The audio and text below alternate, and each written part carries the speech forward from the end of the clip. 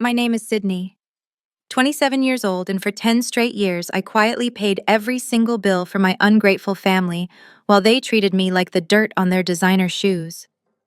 It all ended last Thursday with a 30-second video clip my Aunt Brenda sent me by accident. I was sitting at my desk in the damp, windowless basement. I was forced to call my bedroom, doing what my family firmly believed was cheap, minimum wage data entry work. My phone vibrated loudly against the wood with a text notification. It was a large video attachment. When I tapped the screen and hit play, I was instantly greeted by the sparkling blue waters of Miami, Florida. My family had rented a massive multi-level luxury yacht for the weekend, a yacht that I paid for. My older sister Vanessa and her husband Terrence were lounging on the pristine white leather deck chairs, soaking up the sun. Terrence, my African-American brother-in-law, who always loved to flaunt the wealth he never actually earned, was wearing a $5,000 imported silk shirt.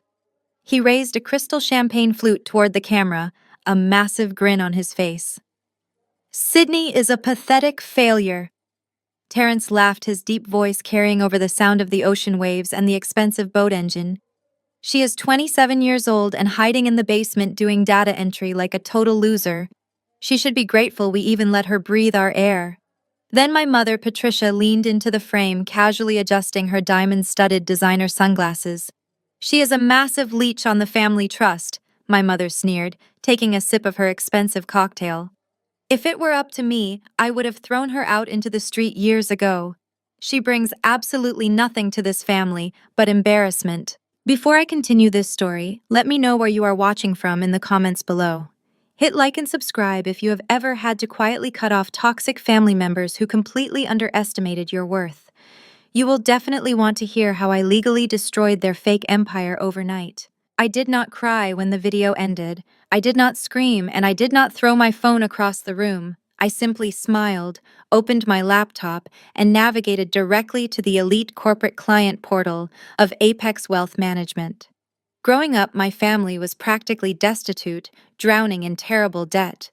What they did not know was that when I was exactly 17 years old, I developed and sold a revolutionary data compression algorithm to a massive global tech conglomerate for $14 million. Because I knew my parents were extremely financially irresponsible and would drain my accounts in a month, I had my corporate lawyers set up an anonymous, ironclad blind trust. We told my greedy family the money came from a distant great-uncle who had passed away overseas.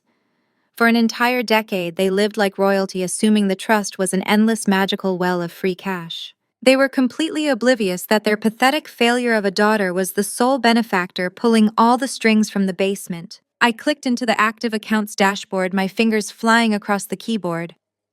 First, I found the Miami Yacht Rental Company. They had a daily pre-authorization hold for the vessel. I hit cancel immediately. Next, I opened the financial file for the main house. The sprawling 5-bedroom colonial estate they lived in upstairs, the very same one where they banished me to the concrete basement, had a massive monthly mortgage. I canceled the auto pay without hesitation. I moved on to my sister Vanessa next.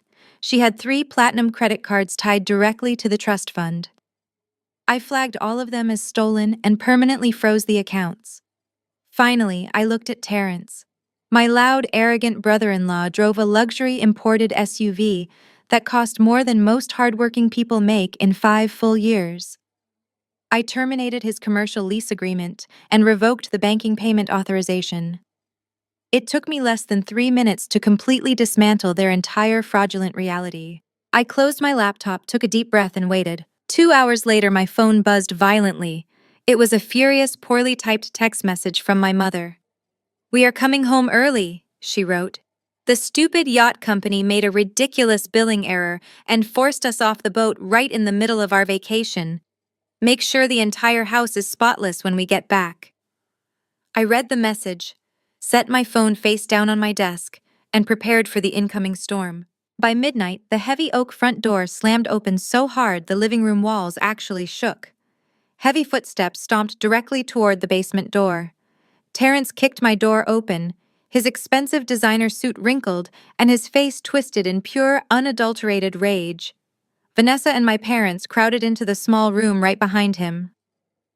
My father, Richard, marched straight up to my desk and slammed a thick stack of legal papers right over my computer keyboard. "It is time you finally pull your weight in this house," Richard shouted, his face turning red with anger. "The trust account managers are suddenly claiming there is a massive deficit. Our premium cards are declining everywhere in the city. Since you live under our roof, you are going to start contributing immediately." I looked down at the paperwork he threw at me. It was a formal residential lease agreement. They wanted to charge me $1,500 a month just to live in my own unfinished, freezing basement. Vanessa crossed her arms, tightly glaring at me like I was a convicted criminal. "You have been draining our family inheritance for far too long, Sydney." She snapped, her voice dripping with venom. "You are going to sign that lease right now, or you can pack your trash bags and sleep on the cold concrete street tonight." Terrence leaned over my desk, towering over me to be as intimidating as possible. He aggressively tapped his expensive gold watch. "You have exactly 5 seconds, little girl. Sign it or get out of my house." They expected me to beg for mercy.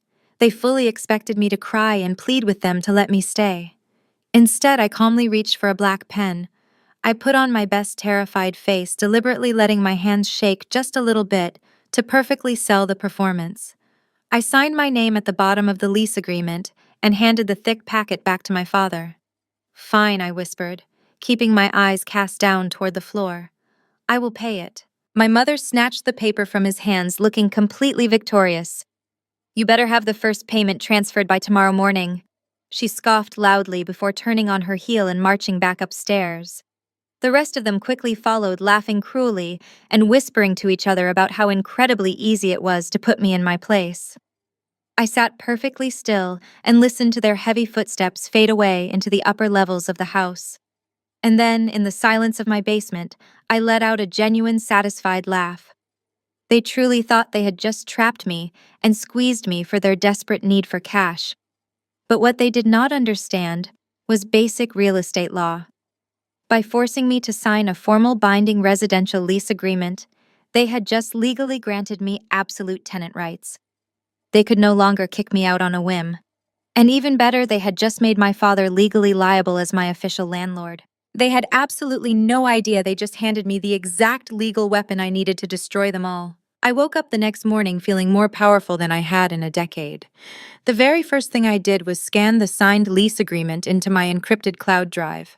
In the state we lived in, a signed residential lease without a notarized cancellation clause meant my father was legally bound to provide a habitable living space. By law, he could not shut off my electricity, he could not change the locks, and he certainly could not evict me without a formal 90-day court order. I immediately logged into my dummy bank account, the one I used for my fake freelance data entry job, and scheduled a certified electronic transfer of $1,500. I did not send it to my father directly. Instead, I routed the payment to Apex Property Management, a corporate entity that I secretly owned. This generated a legally binding rent receipt. The trap was now fully locked. I walked upstairs to the kitchen to grab a cup of coffee. My mother Patricia and my sister Vanessa were sitting at the large marble island sipping expensive imported lattes. They looked at me with identical expressions of smug superiority. Vanessa sneered and looked me up and down. "It is about time you finally pull your weight around here," she said, stirring her drink slowly. "You have been draining our inheritance for years while doing absolutely nothing with your life. You should be thanking Dad for not charging you double." I kept my face perfectly blank, poured my black coffee, and simply nodded. I wanted them to feel absolutely invincible. I wanted their arrogance to reach its absolute peak before I pulled the rug completely out from under them. The real fallout from my financial blockade began later that exact same evening. Terrence had scheduled a massive client dinner at a premium downtown steakhouse. As a flashy real estate agent who specialized in selling overpriced properties he could never afford himself, Terrence relied heavily on projecting an image of endless wealth. He was trying to secure a massive commission from a wealthy commercial developer, and he needed to put on a show. According to the furious voicemail the restaurant manager left on the family trust contact line, later that night Terrence went completely overboard.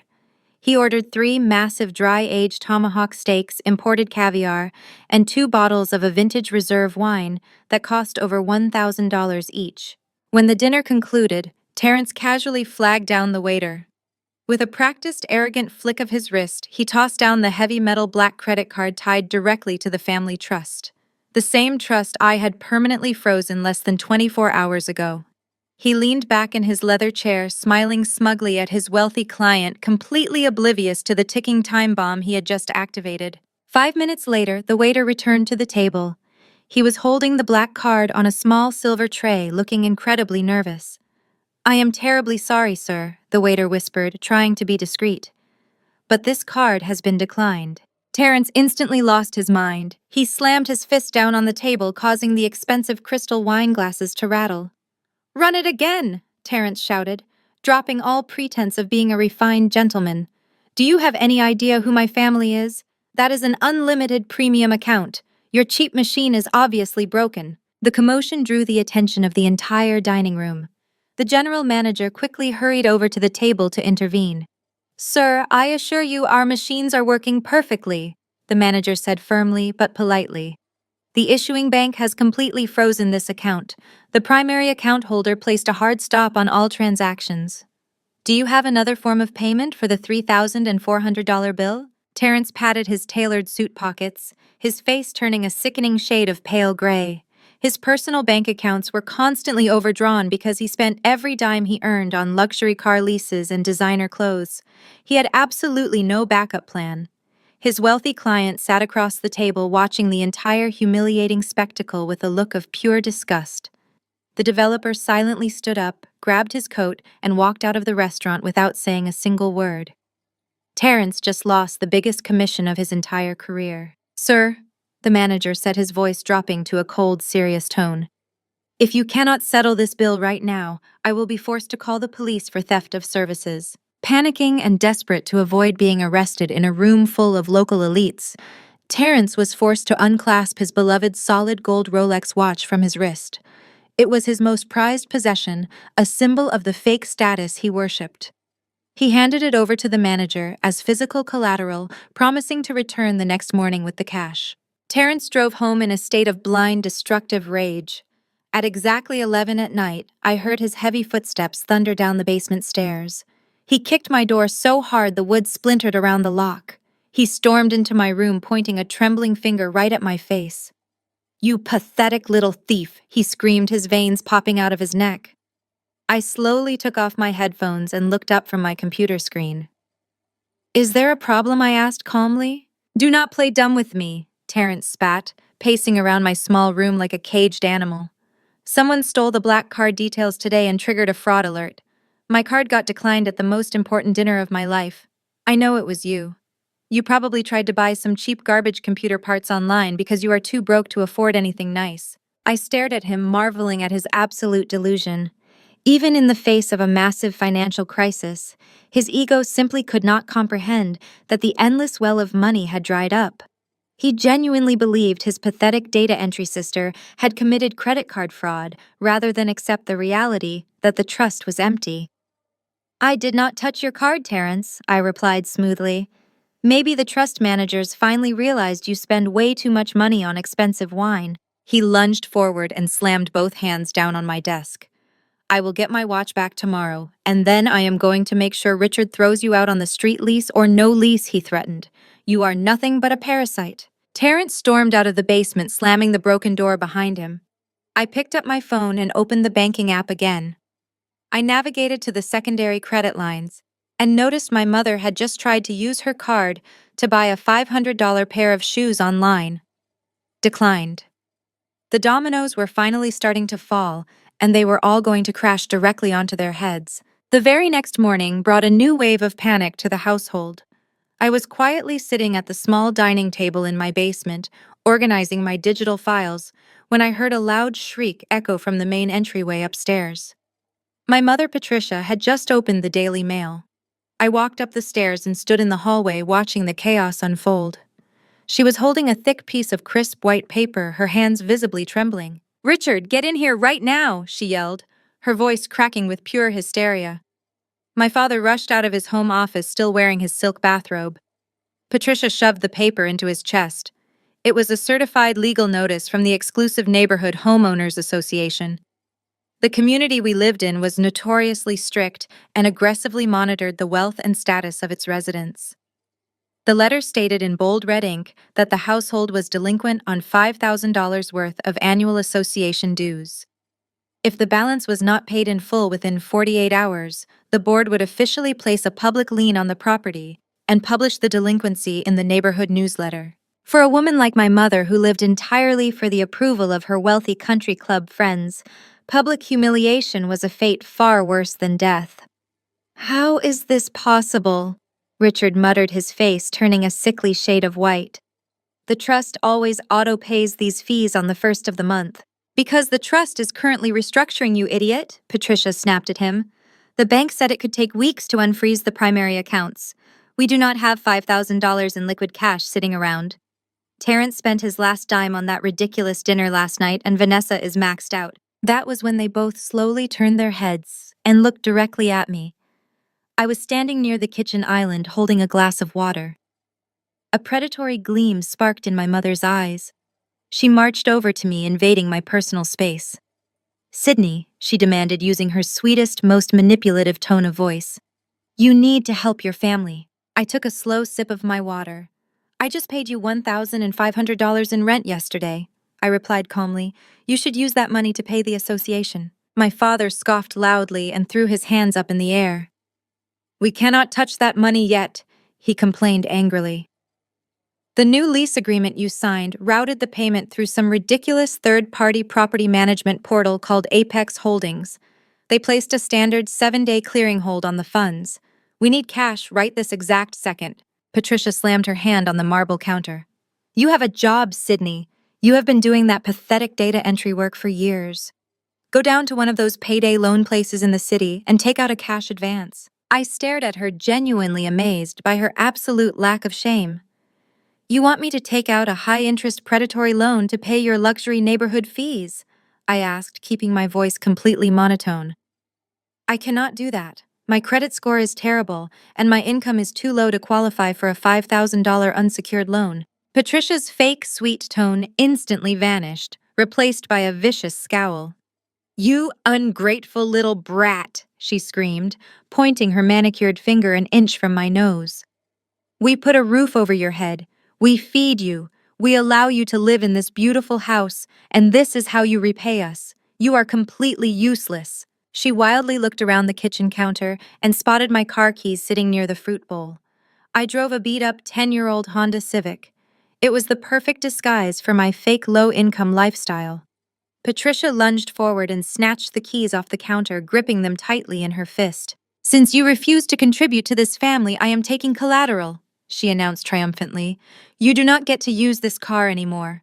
I am going to call a broker and sell this piece of junk to a used car lot today.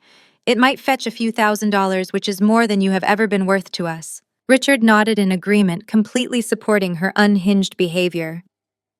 "That is a great idea, Patricia," he said, glaring at me. "You can walk to the grocery store from now on, Sydney. Maybe some fresh air will cure your selfish attitude." They stood there, chest puffed out, fully expecting me to break down in tears and beg for my keys back. The old Sydney would have panicked. The old Sydney would have desperately tried to find a way to fix their problems to win their conditional love. But the woman standing in front of them now was the CEO of a multi-million-dollar private equity firm. I simply shrugged my shoulders. "Okay," I said quietly. "If you think that will solve your problems, go ahead." I turned my back on them, walked straight to the front door, and pulled out my phone to order a premium rideshare service. As I waited on the front porch, I opened my corporate management app. What my mother did not know was that my beat-up Honda Civic was heavily modified. It was equipped with a state-of-the-art, hidden GPS tracking system. Furthermore, earlier that week, I had officially transferred the title and registration of that specific vehicle into the name of my corporate entity, Apex Wealth Management. It was no longer my personal property. It was a registered commercial company vehicle. By taking my keys and planning to sell the car without authorization, my mother had just crossed the line from being a toxic parent to committing felony grand theft auto. I could have called the police right then and there. I could have watched them put her in handcuffs on the pristine green lawn. But I decided to wait. I wanted her to try and sell it first. I wanted the used car dealership to run the vehicle identification number and flag it as stolen commercial property. I climbed into the back of my waiting car, watching my mother peer out the living room window with a smug, victorious smile on her face. She truly believed she had just won the battle, completely unaware that she had just eagerly walked right into a federal trap. As my driver pulled away from the house, I received an automated email notification from the trust management software. Terrence had just attempted to log into the emergency family portal. The system had locked him out, but it triggered a security protocol that would soon lead to the biggest mistake of his entire life. The chaos was only just beginning. I sat comfortably in a private booth at a quiet downtown coffee shop, sipping a latte and watching the live security feed from the hidden camera I had installed in my basement room. The camera was small, disguised as a standard phone charger plugged into the wall, but it gave me a crystal clear view of my desk. I knew Terrence was getting desperate. The 24-hour deadline to retrieve his solid gold Rolex watch from the steakhouse manager was rapidly approaching. Without that watch, his entire fake persona of being a highly successful real estate broker would completely shatter. He needed cash, and he needed it immediately. On my phone screen, I watched the heavy basement door swing open. Terrence crept down the wooden stairs, looking over his shoulder like a common burglar in his own home. He was sweating profusely, his expensive dress shirt wrinkled and untucked. He frantically rummaged through my desk drawers, tossing my cheap pens and notebooks onto the floor. When he found absolutely no cash, his eyes locked onto my laptop sitting on the desk. It was an older model, the exact computer I used to maintain my disguise as a low-wage data entry clerk. Terrence grabbed it, his eyes darting around the room one last time before he sprinted back upstairs. He had absolutely no idea that I had intentionally left that specific laptop behind. I had even disabled the password lock on the main user account. It was a digital mousetrap, and Terrence had just taken the cheese. I switched tabs on my phone, logging into the remote desktop monitoring software I had secretly installed on that machine. I could see exactly what Terrence was looking at in real time. He took the laptop into the upstairs kitchen, slamming it down onto the marble island. Vanessa, Richard, and Patricia gathered around him, their faces tight with anxiety and greed. "What are you doing, Terrence?" Vanessa asked, her voice high and panicked. "You cannot pawn her stupid computer. It is probably worth $200 at most. That will not even cover the interest on the neighborhood association fee, let alone get your watch back. Shut up and let me work." Terrence snapped his fingers, hammering away at the trackpad. "I am going to wipe the hard drive and take it to the electronics buyer on 5th Street. Every dollar counts right now." But as he tried to navigate to the system settings to perform a factory reset, he noticed a single brightly colored PDF document sitting right in the center of the desktop screen. It was titled Apex Wealth Management Tier 2 Emergency Fund Access. I watched through the remote feed as Terrence stopped completely still. His cursor hovered over the file icon. Slowly, he double-clicked it. The document opened to display a highly official-looking legal contract, complete with authentic bank seals and complex financial jargon. At the very top, highlighted in bold black ink, were the words, "Primary Beneficiary Sydney." The document explicitly detailed an emergency reserve fund tied to the original family trust, designed to be accessed only in catastrophic financial situations. Terrence let out a loud, breathless gasp. "Look at this," he shouted, pointing violently at the screen. "I knew it. I absolutely knew it. That sneaky little rat has been hiding money from us this entire time." Richard leaned in closer, squinting to read the fine print. His face turned bright red with sudden outrage. "It says right here that the Tier 2 fund is completely separate from the primary accounts. It was established by the great-uncle as a failsafe. Sydney is the only authorized signer. She has been hoarding a secret emergency stash while we are up here drowning in debt." Patricia clutched this pearl necklace at her throat, acting as though she had just been physically struck. "I cannot believe the ultimate betrayal," she gasped dramatically. "We put a roof over her head, and she secretly hoards family money, while my poor Terrence is forced to surrender his jewelry to a rude restaurant manager. She is a selfish, ungrateful monster." Vanessa slammed her fist against the counter. "How much is in there?" she demanded. "Does it say the balance?" Terrence scrolled frantically down the page. It does not list the exact balance, but look at the tiered authorization limits. It says the primary signer can authorize instant wire transfers of up to $250,000. This is huge. This could pay off the house, get my watch back, and cover the down payment on the new Porsche I wanted to buy. The pure, unfiltered greed radiating from them was almost suffocating. They did not question why I would have a secret fund. They did not feel guilty for breaking into my room and stealing my belongings. All they saw was a brand new pile of money, and they immediately felt entitled to every single penny of it. "We need to get into this account right now," Terrence said, his voice shaking with adrenaline. "But she is the only authorized signer. The bank will not let us touch it without her signature on a formal power of attorney. We will just make her sign it." Richard growled, crossing his arms over his chest. "She signed the lease agreement when we pressured her yesterday. She is weak. She always folds when we push her hard enough." "No," Patricia interrupted, a wicked, calculated smile spreading across her face. "Sydney is getting rebellious. Did you see how she just walked out and called a car when I took her keys? If we just aggressively demand the money, she might try to lock us out. We need to play this smart. We need to manipulate her emotions. We need her to willingly hand over the power of attorney." "What are you thinking?" Vanessa asked, looking at her mother with eager anticipation. Patricia smoothed down her expensive silk blouse. "Sydney has always been a pathetic, soft-hearted fool when it comes to family emergencies. I am going to suddenly fall very ill. I will say my heart is failing due to the extreme stress of our financial ruin. We will tell her the doctors are demanding an immediate cash deposit for a life-saving surgery, and the primary trust is frozen. We will beg her to sign the emergency access over to Terrence so he can handle the hospital bills." "It is brilliant," Terrence laughed, slapping Richard on the shoulder. "She will be crying so hard she will not even read the paperwork. I will draft the power of attorney form right now." I sat in the coffee shop listening to their entire wicked plot through the hidden microphone on the laptop. They thought they were being absolute geniuses. They thought they were about to execute the perfect heist to steal my secret fortune, but they were completely blind to the reality of the situation. That document was completely real. Apex Wealth Management did exist, but the Tier 2 emergency fund was not a magical pile of cash. It was a dummy corporate shell account that I had specifically engineered to hold a massive amount of toxic, defaulting commercial debt from a failed real estate venture.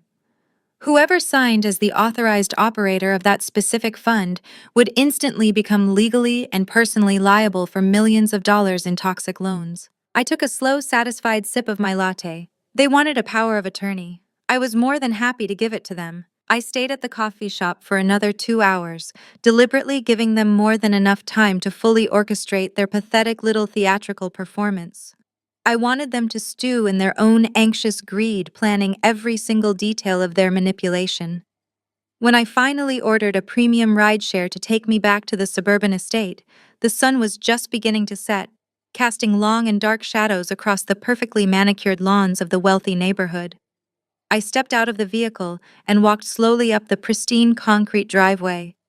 Before I even turned the heavy brass handle of the front door, I could hear the faint, highly exaggerated sounds of moaning coming from the main living room. I pushed the door open and stepped inside the grand foyer, instantly met with a scene straight out of a terrible daytime soap opera. My mother, Patricia, was lying completely flat on the expensive white leather sofa, a cold washcloth dramatically draped across her forehead. Her eyes were squeezed tightly shut, and she was letting out weak, breathy sighs, as if every breath was a massive struggle. My father, Richard, was kneeling right beside her on the rug, holding her hand, with a look of manufactured devastation painted perfectly on his face. Vanessa was pacing back and forth across the room, biting her nails, while Terrence stood rigidly near the stone fireplace, clutching a thick stack of freshly printed legal papers in his hands. "Sydney," Richard called out loudly, his voice intentionally cracking with fake emotion, the absolute second he saw me enter the room. "Thank goodness you are finally home. We have an absolute medical emergency. Your mother collapsed to the floor shortly after you left the house today." I dropped my canvas bag by the front door and rushed over to the living room, forcing my eyes to go wide with perfectly feigned panic. What happened? I asked, letting my voice tremble and waver just enough to completely sell the act. Why is she on the couch? Should I call an ambulance right now? No. Patricia wheezed pitifully, her manicured hand weakly reaching out to grab my wrist. Her grip was surprisingly strong and sharp for a woman supposedly experiencing complete heart failure. The ambulance will just take me to the crowded public county hospital. You know the doctors there are completely incompetent, and the wait times are endless. I desperately need to go to the private cardiac clinic downtown, but they require a massive cash deposit up front before they will even admit me through the doors. Richard looked up at me, his eyes pleading and wide. Her heart is completely giving out, Sydney. The terrible stress of the neighborhood association threatening to take our family home today was just too much for her delicate system to bear. The private clinic needs $50,000 immediately, but the family trust is completely frozen by the bank. We have absolutely no way to save her life. This was the exact moment of truth.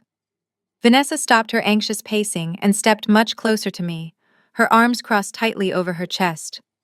We were so incredibly desperate to find a way to pay for her urgent medical care that Terrence went down to your basement room to see if you had any emergency cash stashed away. She lied smoothly, not breaking eye contact with me for a single second. He opened up your laptop and he found something massive. Sydney. He found the Tier 2 emergency fund document. Terrence stepped forward confidently, waving the papers he had printed from my computer right in my face. He tried his best to look solemn and responsible, but the greedy, hungry glint in his dark eyes completely betrayed his true intentions. We know all about the secret reserve account the great-uncle left you, Terrence said using a deep and serious tone. We know you are the only authorized signer on the account. We are not angry that you selfishly hid it from us, Sydney. We just need you to do the right thing right now. Your mother is actively dying on this couch. I looked down at Patricia, who let out another pathetic, agonizing groan to heavily emphasize the point.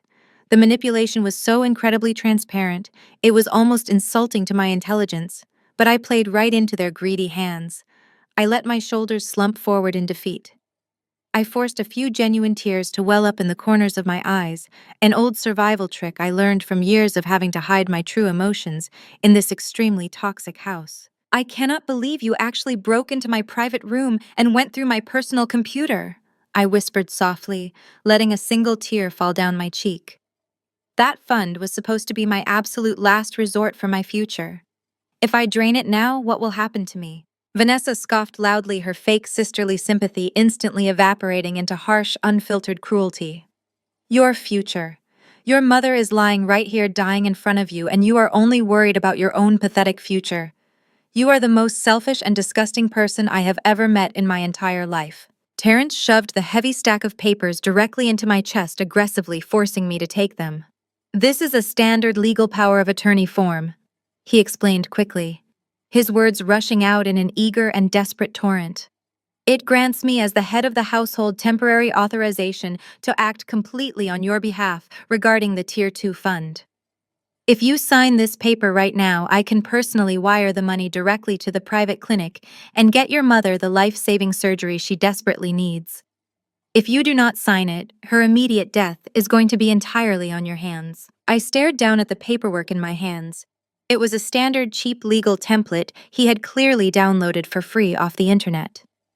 The blank spaces for the account numbers had been hastily filled in with the routing information from the dummy corporate shell I left open on the screen. He was so incredibly blinded by the prospect of unlimited cash that he had not bothered to hire a real lawyer to review the complex corporate structure of the account he was trying to legally access. Please, Sydney Richard begged pitifully, squeezing his eyes shut to force out a fake tear. Save your mother. I let out a loud, dramatic sob that echoed through the large room. I slowly took the black pen Terrence was forcefully holding out to me. My hands shook violently as I pressed the tip of the pen to the signature line. I hesitated for one final second, looking around the room at the terrible people who had made my entire existence a miserable, suffocating prison. They were watching the pen, like starving wolves watching a piece of raw meat. I signed my full legal name at the bottom of the page. The shift in the energy of the room was absolutely instantaneous. Terrence literally snatched the paper out of my hands before the black ink was even fully dry. A massive, victorious grin broke out across his face, showing all his teeth. He looked directly at Vanessa and nodded sharply.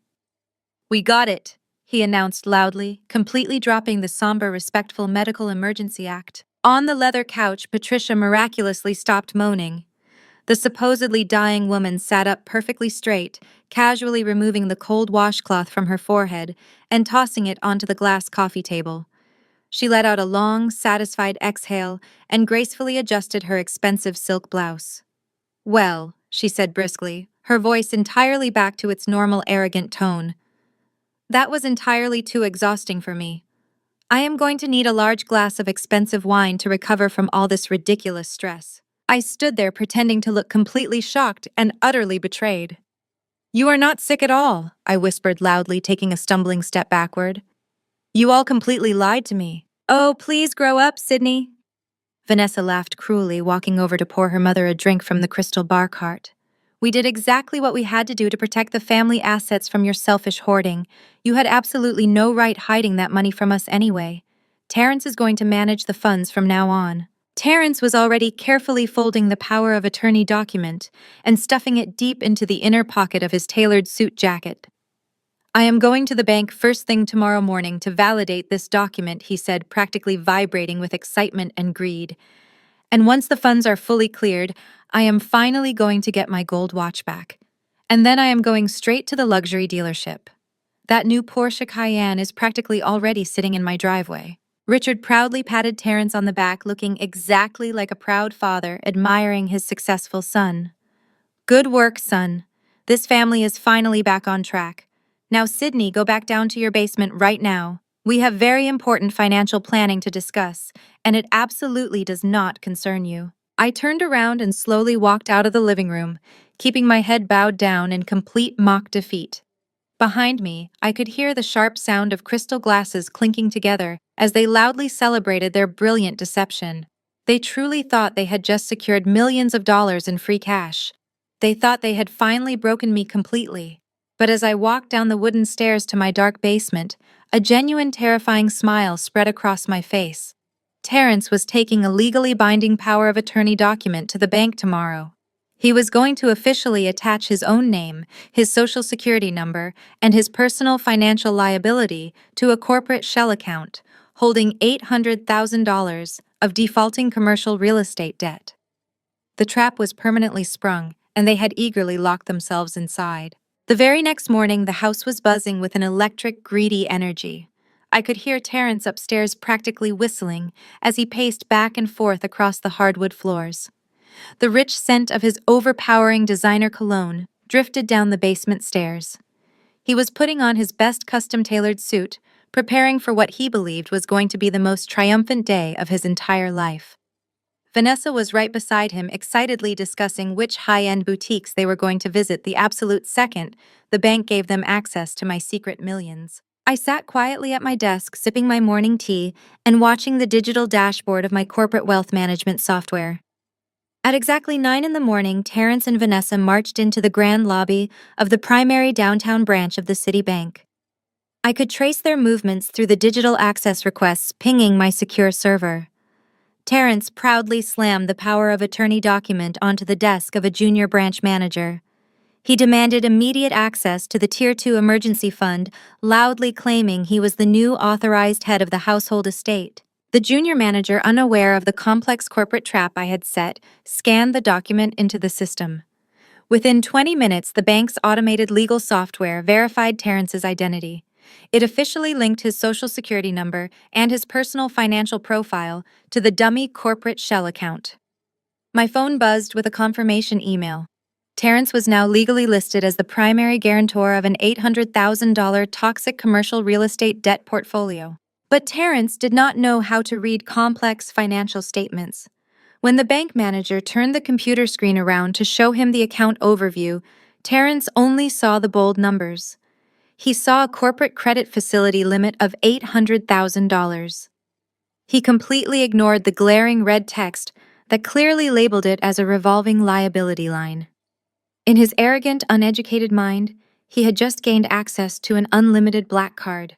"Let us go shopping," Terrence announced to Vanessa, his voice echoing through the quiet bank lobby. They did not go to the hospital to pay for my mother's supposedly life-saving surgery. They did not pay the neighborhood association fees. Instead, my digital tracker showed them driving straight to the most exclusive European luxury car dealership in the city. Terrence had been obsessing over a brand new fully loaded Porsche Cayenne for months. He strutted onto the showroom floor like he owned the entire building, immediately demanding the attention of the senior sales director. Through the financial authorization requests pinging my phone, I watched the entire transaction unfold in real time. Terrence confidently handed over the corporate account information and his newly validated power of attorney. He was securing financing for a $130,000 vehicle. The dealership ran the corporate entity, saw the massive available credit facility, and eagerly drew up the paperwork. Terrence eagerly signed his name on every single dotted line, completely legally binding himself to the massive auto loan, using the toxic shell company as his financial backing. By 2 in the afternoon, a loud, aggressive car horn blared in our driveway. I walked upstairs and stood on the front porch. Terrence and Vanessa had just pulled up in a gleaming silver Porsche Cayenne with completely tinted windows and custom black rims. Richard and Patricia rushed out of the front door, completely abandoning any lingering pretense of my mother being deathly ill.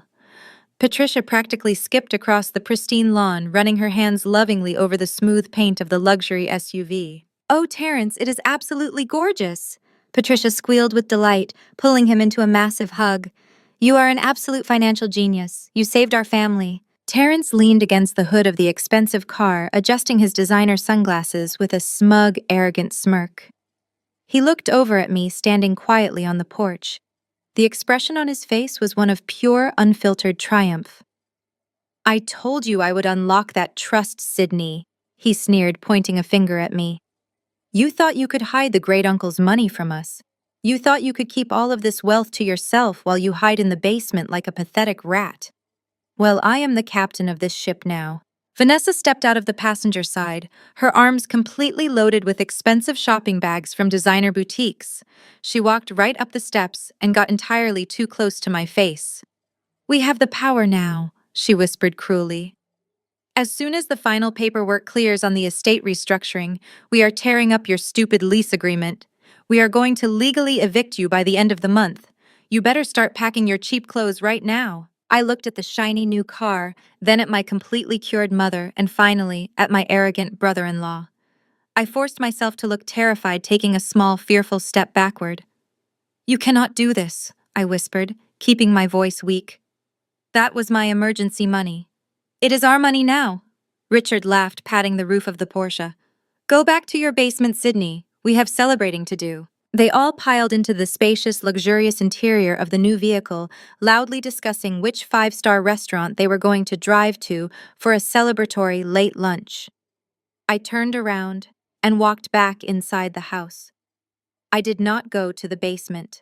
I stood in the kitchen, pulled out my encrypted phone, and sent a direct, secured message to my primary wealth manager at the shadow bank I controlled. "Approve the Porsche auto loan under the Tier 2 Shell Corporation," I typed quickly.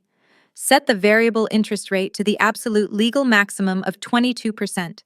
Lock the loan terms immediately." My phone buzzed almost instantly with a reply. "Done. The first massive payment will be due in exactly 14 days. I smiled and put the phone in my pocket. Terrence thought he had just won the lottery.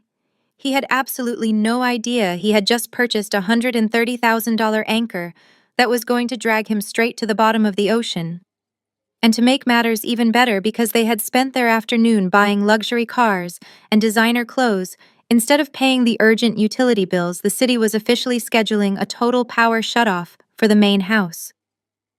The dark reality of their incredible greed was about to hit them very hard. Later that evening, long after the sun had fully set, I heard the heavy, aggressive roar of the brand new Porsche engine as it pulled back into the driveway. They had spent the last 6 hours at a 5-star waterfront restaurant downtown, racking up another massive bill on whatever scraps of credit Terrence still had left, fully believing that the Tier 2 fund would simply absorb the entire cost by the next morning. I could hear them stumbling heavily through the front door, their voices loud and slurred from expensive champagne. They left the front door wide open for several minutes just so the neighbors could see the gleaming silver luxury SUV parked illegally on the front lawn. The basement door swung open violently, crashing hard against the drywall. Vanessa walked slowly down the wooden stairs, gripping the handrail tightly to steady herself. She was wearing a brand new, highly expensive designer cocktail dress that still had the security tag lightly clipped to the inside hem. She held a crystal glass, filled with champagne in one hand, and a sleek leather designer handbag in the other. She walked right up to my small desk, looking down at me with an expression of absolute disgust mixed with total victory. "Terrence is an absolute financial genius."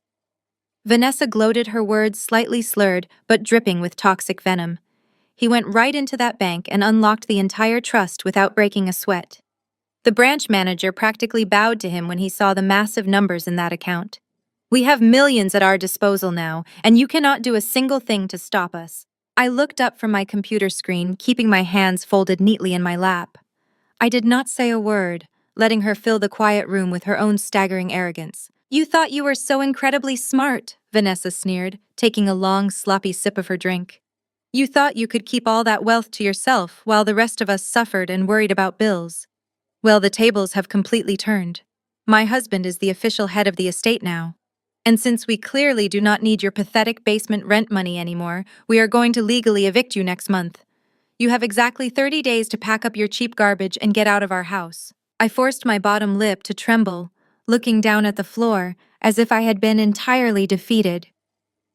"Where am I supposed to go?" I whispered, making my voice sound small and terrified. "I do not have any money saved up to afford a real apartment." "That sounds like a personal problem." Vanessa laughed cruelly, turning around to walk back up the stairs. "You better start looking for a local homeless shelter. Or maybe you can sleep in the back seat of your ugly Honda." As soon as the heavy door clicked shut behind her, my fake tears instantly vanished. I picked up my encrypted phone and read over the confirmation message I had received earlier from my wealth manager. I had specifically instructed him to approve the Porsche loan through our shadow banking division and lock the interest rate at the absolute legal maximum of 22%. But there was another devastating layer to the trap that Vanessa and Terrence were completely oblivious to. The shadow bank I owned specialized in extremely high-risk predatory lending for wealthy clients with terrible credit histories. When Terrence eagerly signed the financing paperwork at the luxury dealership, his massive ego prevented him from reading the dense pages of legal fine print. The 22% interest rate compounded daily, not annually. Furthermore, the contract included a catastrophic default clause. If Terrence missed a single payment, or if the backing corporate shell account was ever audited for fraud, the entire balance of the loan would immediately become due in full. And because he signed the power of attorney linking his own social security number directly to the toxic debt, my bank had the absolute legal right to aggressively garnish his real estate commissions and seize any personal property he owned. They were literally upstairs celebrating their own financial execution. They had eagerly traded a minor cash flow problem for an inescapable mountain of toxic high-interest corporate debt. The next morning, the house was completely quiet. The heavy hangover from their massive celebration had clearly set in. I walked upstairs to the kitchen to make myself some breakfast. Patricia was sitting at the large marble island, wearing her silk bathrobe, looking incredibly pale and exhausted. She was nursing a cup of black coffee and staring blankly at a thick stack of mail that had been delivered the previous afternoon. Right on the very top of the pile was a large envelope with a bright red warning label printed boldly across the front. It was from the city utility department. I recognized the envelope immediately because I used to pay it every single month. It was the final non-negotiable disconnection notice, because they had chosen to spend their entire afternoons securing a luxury car and buying designer clothes instead of paying their extremely overdue electricity and water bills.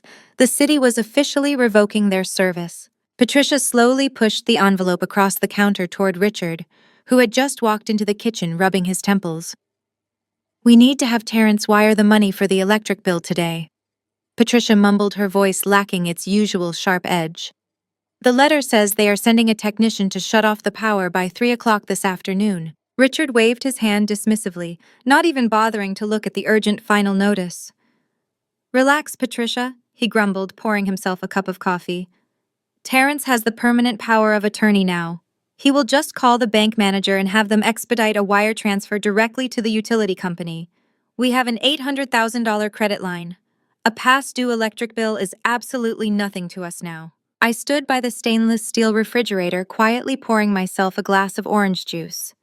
They truly believed that the Tier 2 fund was a standard checking account they could just pull liquid cash out of to pay their daily household expenses.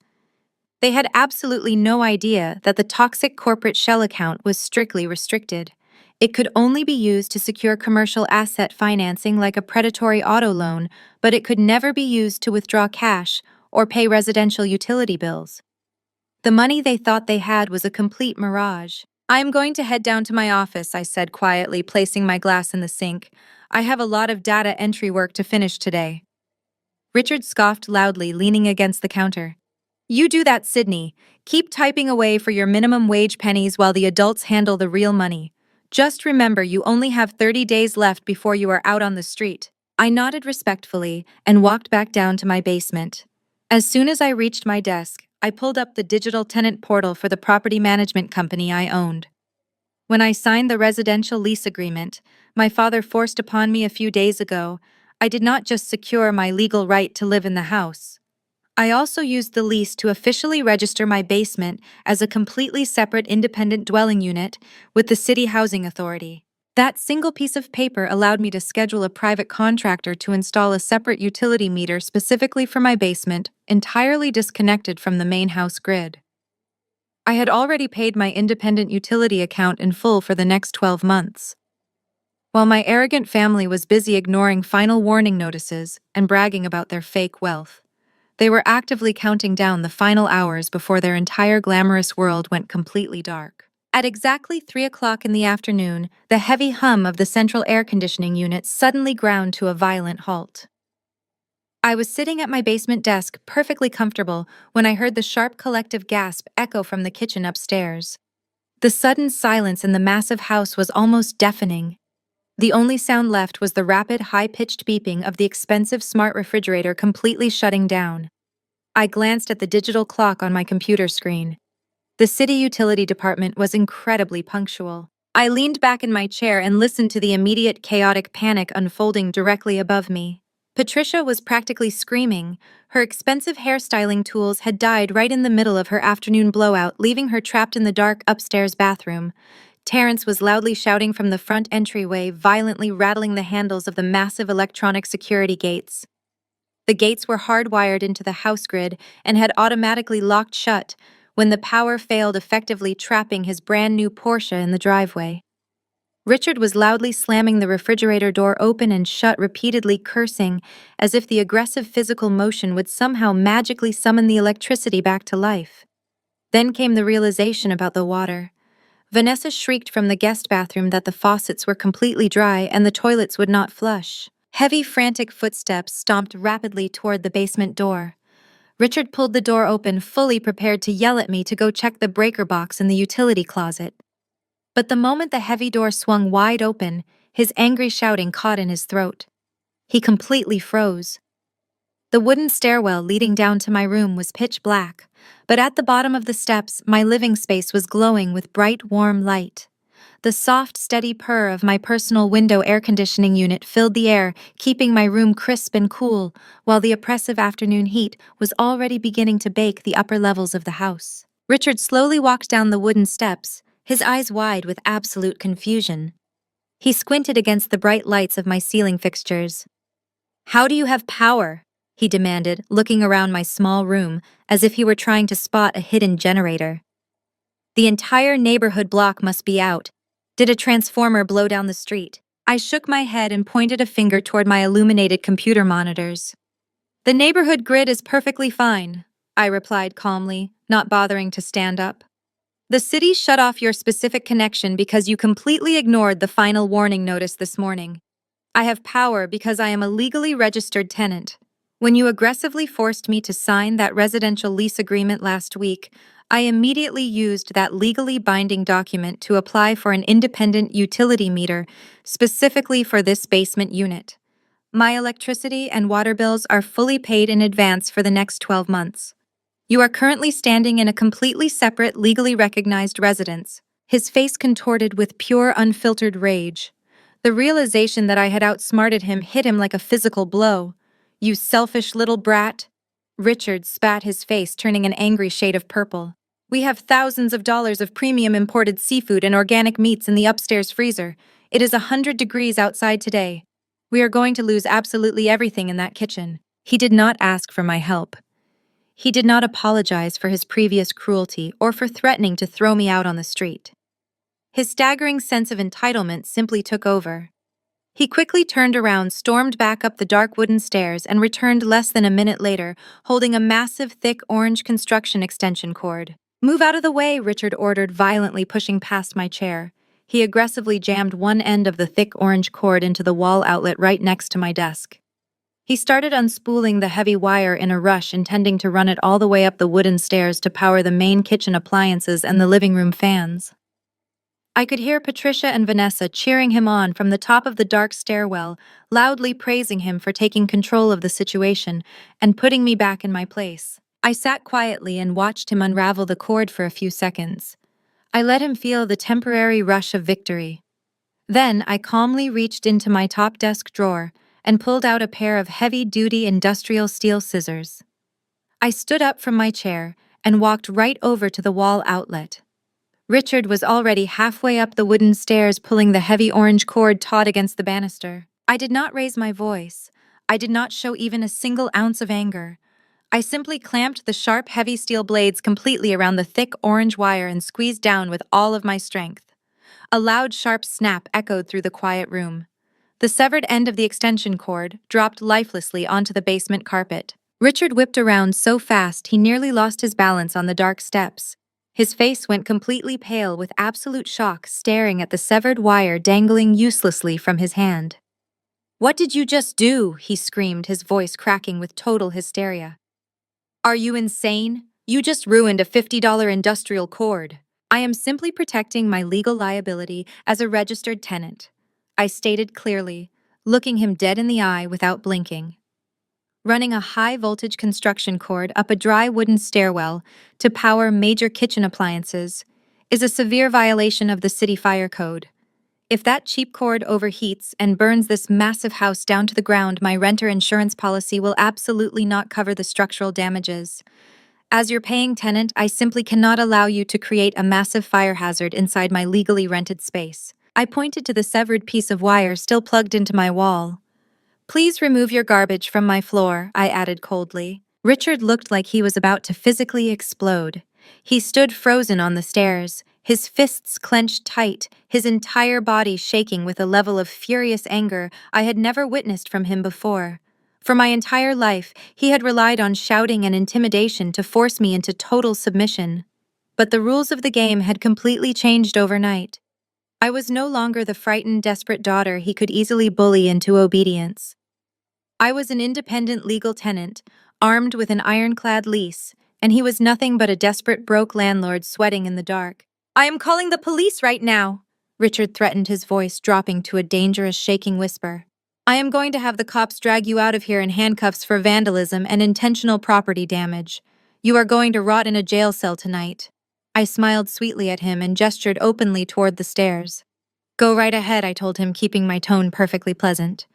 "Let us see exactly what the local police have to say about this." Richard did exactly that. He turned around and stomped heavily up the wooden stairs, his heavy footsteps echoing through the dark, sweltering house. I listened as he marched straight into the kitchen and aggressively dialed the emergency number on his cell phone. He did not just call the police to report a simple family disagreement. He completely fabricated a wild, dramatic story to ensure they would respond immediately. Through the ceiling, I could hear him shouting into the receiver, frantically claiming that a violent, unruly squatter had broken into his luxury property, was actively destroying the electrical infrastructure, and was threatening the physical safety of his wife and daughters. I did not panic. I simply opened my desk drawer and pulled out a clean manila folder. Inside, I neatly arranged the original copy of the residential lease agreement that Richard had forced me to sign, a printed copy of the cleared rent payment receipt from my corporate portal, and the official confirmation letter from the City Housing Authority recognizing my basement as a completely separate utility zone. I placed the folder on my desk, sat back in my cool, air-conditioned room, and waited. Less than 10 minutes later, the flashing red and blue lights of two police cruisers reflected through the small ground-level windows of my basement. Heavy boots pounded up the concrete driveway. Terrence swung the front door open before the officers could even knock. He immediately started loudly complaining about how I had aggressively attacked Richard with a weapon, trying his absolute best to frame my use of the scissors as an attempted assault rather than property defense. I heard the heavy, authoritative footsteps of the two police officers entering the main hallway. Richard immediately began leading them toward the basement door, his voice loud and incredibly self-righteous. "She is down here," officers, Richard announced, practically vibrating with triumphant energy. "She severed a live wire and threatened me. You need to drag her out of my house immediately and press maximum charges for property damage and trespassing." The basement door opened, and the two uniformed officers carefully descended the wooden stairs, their hands resting cautiously near their utility belts. Richard trailed closely behind them, a massive, vicious grin plastered across his sweaty face. But when the officers reached the bottom of the stairs, they did not find a violent, unhinged squatter. They found me sitting calmly at my desk, dressed in neat business casual attire, surrounded by professional computer equipment, in a perfectly clean, brightly lit room. "Good afternoon, officers," I said politely, keeping my hands entirely visible on top of my desk. "How can I help you today?" The older officer looked around the pristine room, visibly confused by the massive contrast between Richard's frantic 911 call and the calm reality in front of him. "Miss, the property owner upstairs claims you are illegally squatting in this residence and just destroyed a piece of construction equipment with a weapon," the officer said, his tone cautious but professional. I let out a soft, respectful sigh and picked up the manila folder. "I am absolutely not a squatter, officer," I replied, handing the open folder directly to him. "I am a legally registered paying tenant. That man standing behind you is my landlord. He forced me to sign that binding residential lease agreement just last week." The officer looked down at the paperwork. He examined the lease, checking the dates and the signatures. He flipped to the second page and reviewed the official bank receipt proving that my rent had been paid in full. Finally, he looked at the city housing document authorizing my independent utility meter. "Is this your legal signature on this lease agreement, sir?" the officer asked, turning around to face Richard. Richard swallowed hard, his triumphant grin instantly melting into a look of panicked realization. "Well, yes. But she is my daughter," he stammered, his voice losing all of its previous confidence. "This is a family matter. We just wanted her to contribute to the household expenses. But she cut my extension cord." The younger officer stepped forward, his expression hardening. "Wait a minute," the officer interjected sharply. "Are the utilities currently disconnected in the main upper levels of this house?" "Yes," Richard admitted, sweat pouring down his forehead in the suffocating heat of the stairwell. "The city shut us off this afternoon. I was just trying to run a cord down here to borrow some of her power for our refrigerators. She used steel scissors to destroy my property." The older officer handed the folder back to me and turned his entire body to face Richard. His demeanor shifted from a polite investigator to a stern enforcer of the law. "Sir, this young woman is your legal paying tenant. You signed a binding contract granting her exclusive rights to this living space. Attempting to force a high-voltage cord into her private unit to steal electricity without her permission is entirely illegal.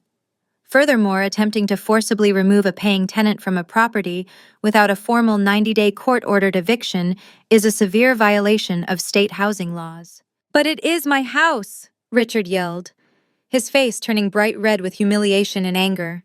"She is destroying my property. She severed a dangerous wire that you illegally introduced into her rented space." The younger officer corrected him firmly. "That is not assault, and it is not vandalism. That is a civil dispute. But what you are doing right now borders on criminal harassment." The officers did not stop there. They firmly grabbed Richard by the arm and escorted him up the dark stairs, demanding that he step outside to cool down and formally close the police report. I quietly followed them up to the main floor and stood safely inside the screen door, watching the incredible scene unfold on the front lawn. The late afternoon sun was beating down on the neighborhood. Because the power was out on the entire block of massive estates, almost all of our extremely wealthy, gossip-hungry neighbors were sitting out on their front porches or watering their pristine lawns to escape the indoor heat.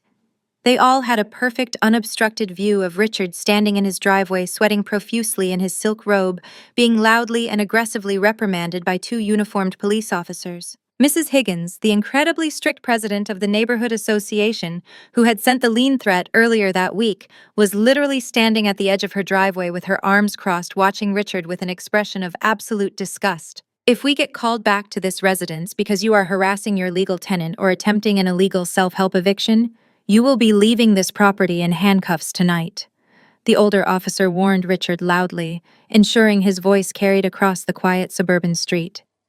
Do you completely understand me, sir? Richard looked around at his wealthy neighbors staring at him. His pristine, carefully manufactured image of being a highly successful elite patriarch was completely shattering right in front of his eyes. He slowly nodded his head, completely humiliated and defeated. Yes, officer, he mumbled, looking down at his expensive slippers. The police officers got back into their cruisers and drove away, leaving Richard standing alone on the driveway. Terrence, Vanessa, and Patricia were huddled in the dark, suffocatingly hot living room, completely silent. They were finally realizing the massive, terrible mistake they had made. They had legally locked me into the house, and I was now untouchable. I smiled at Richard through the screen door, turned around, and walked back down to my perfectly chilled basement. The heat upstairs was going to be absolutely unbearable tonight, but they had not seen anything yet. The financial poison from the luxury car loan was already working its way through their system, and the real nightmare was scheduled to arrive exactly at midnight. Exactly 2 weeks passed in a state of absolute suffocating tension. The power to the upper levels of the house remained completely disconnected because the dummy corporate shell account simply did not possess the ability to wire cash to a utility company.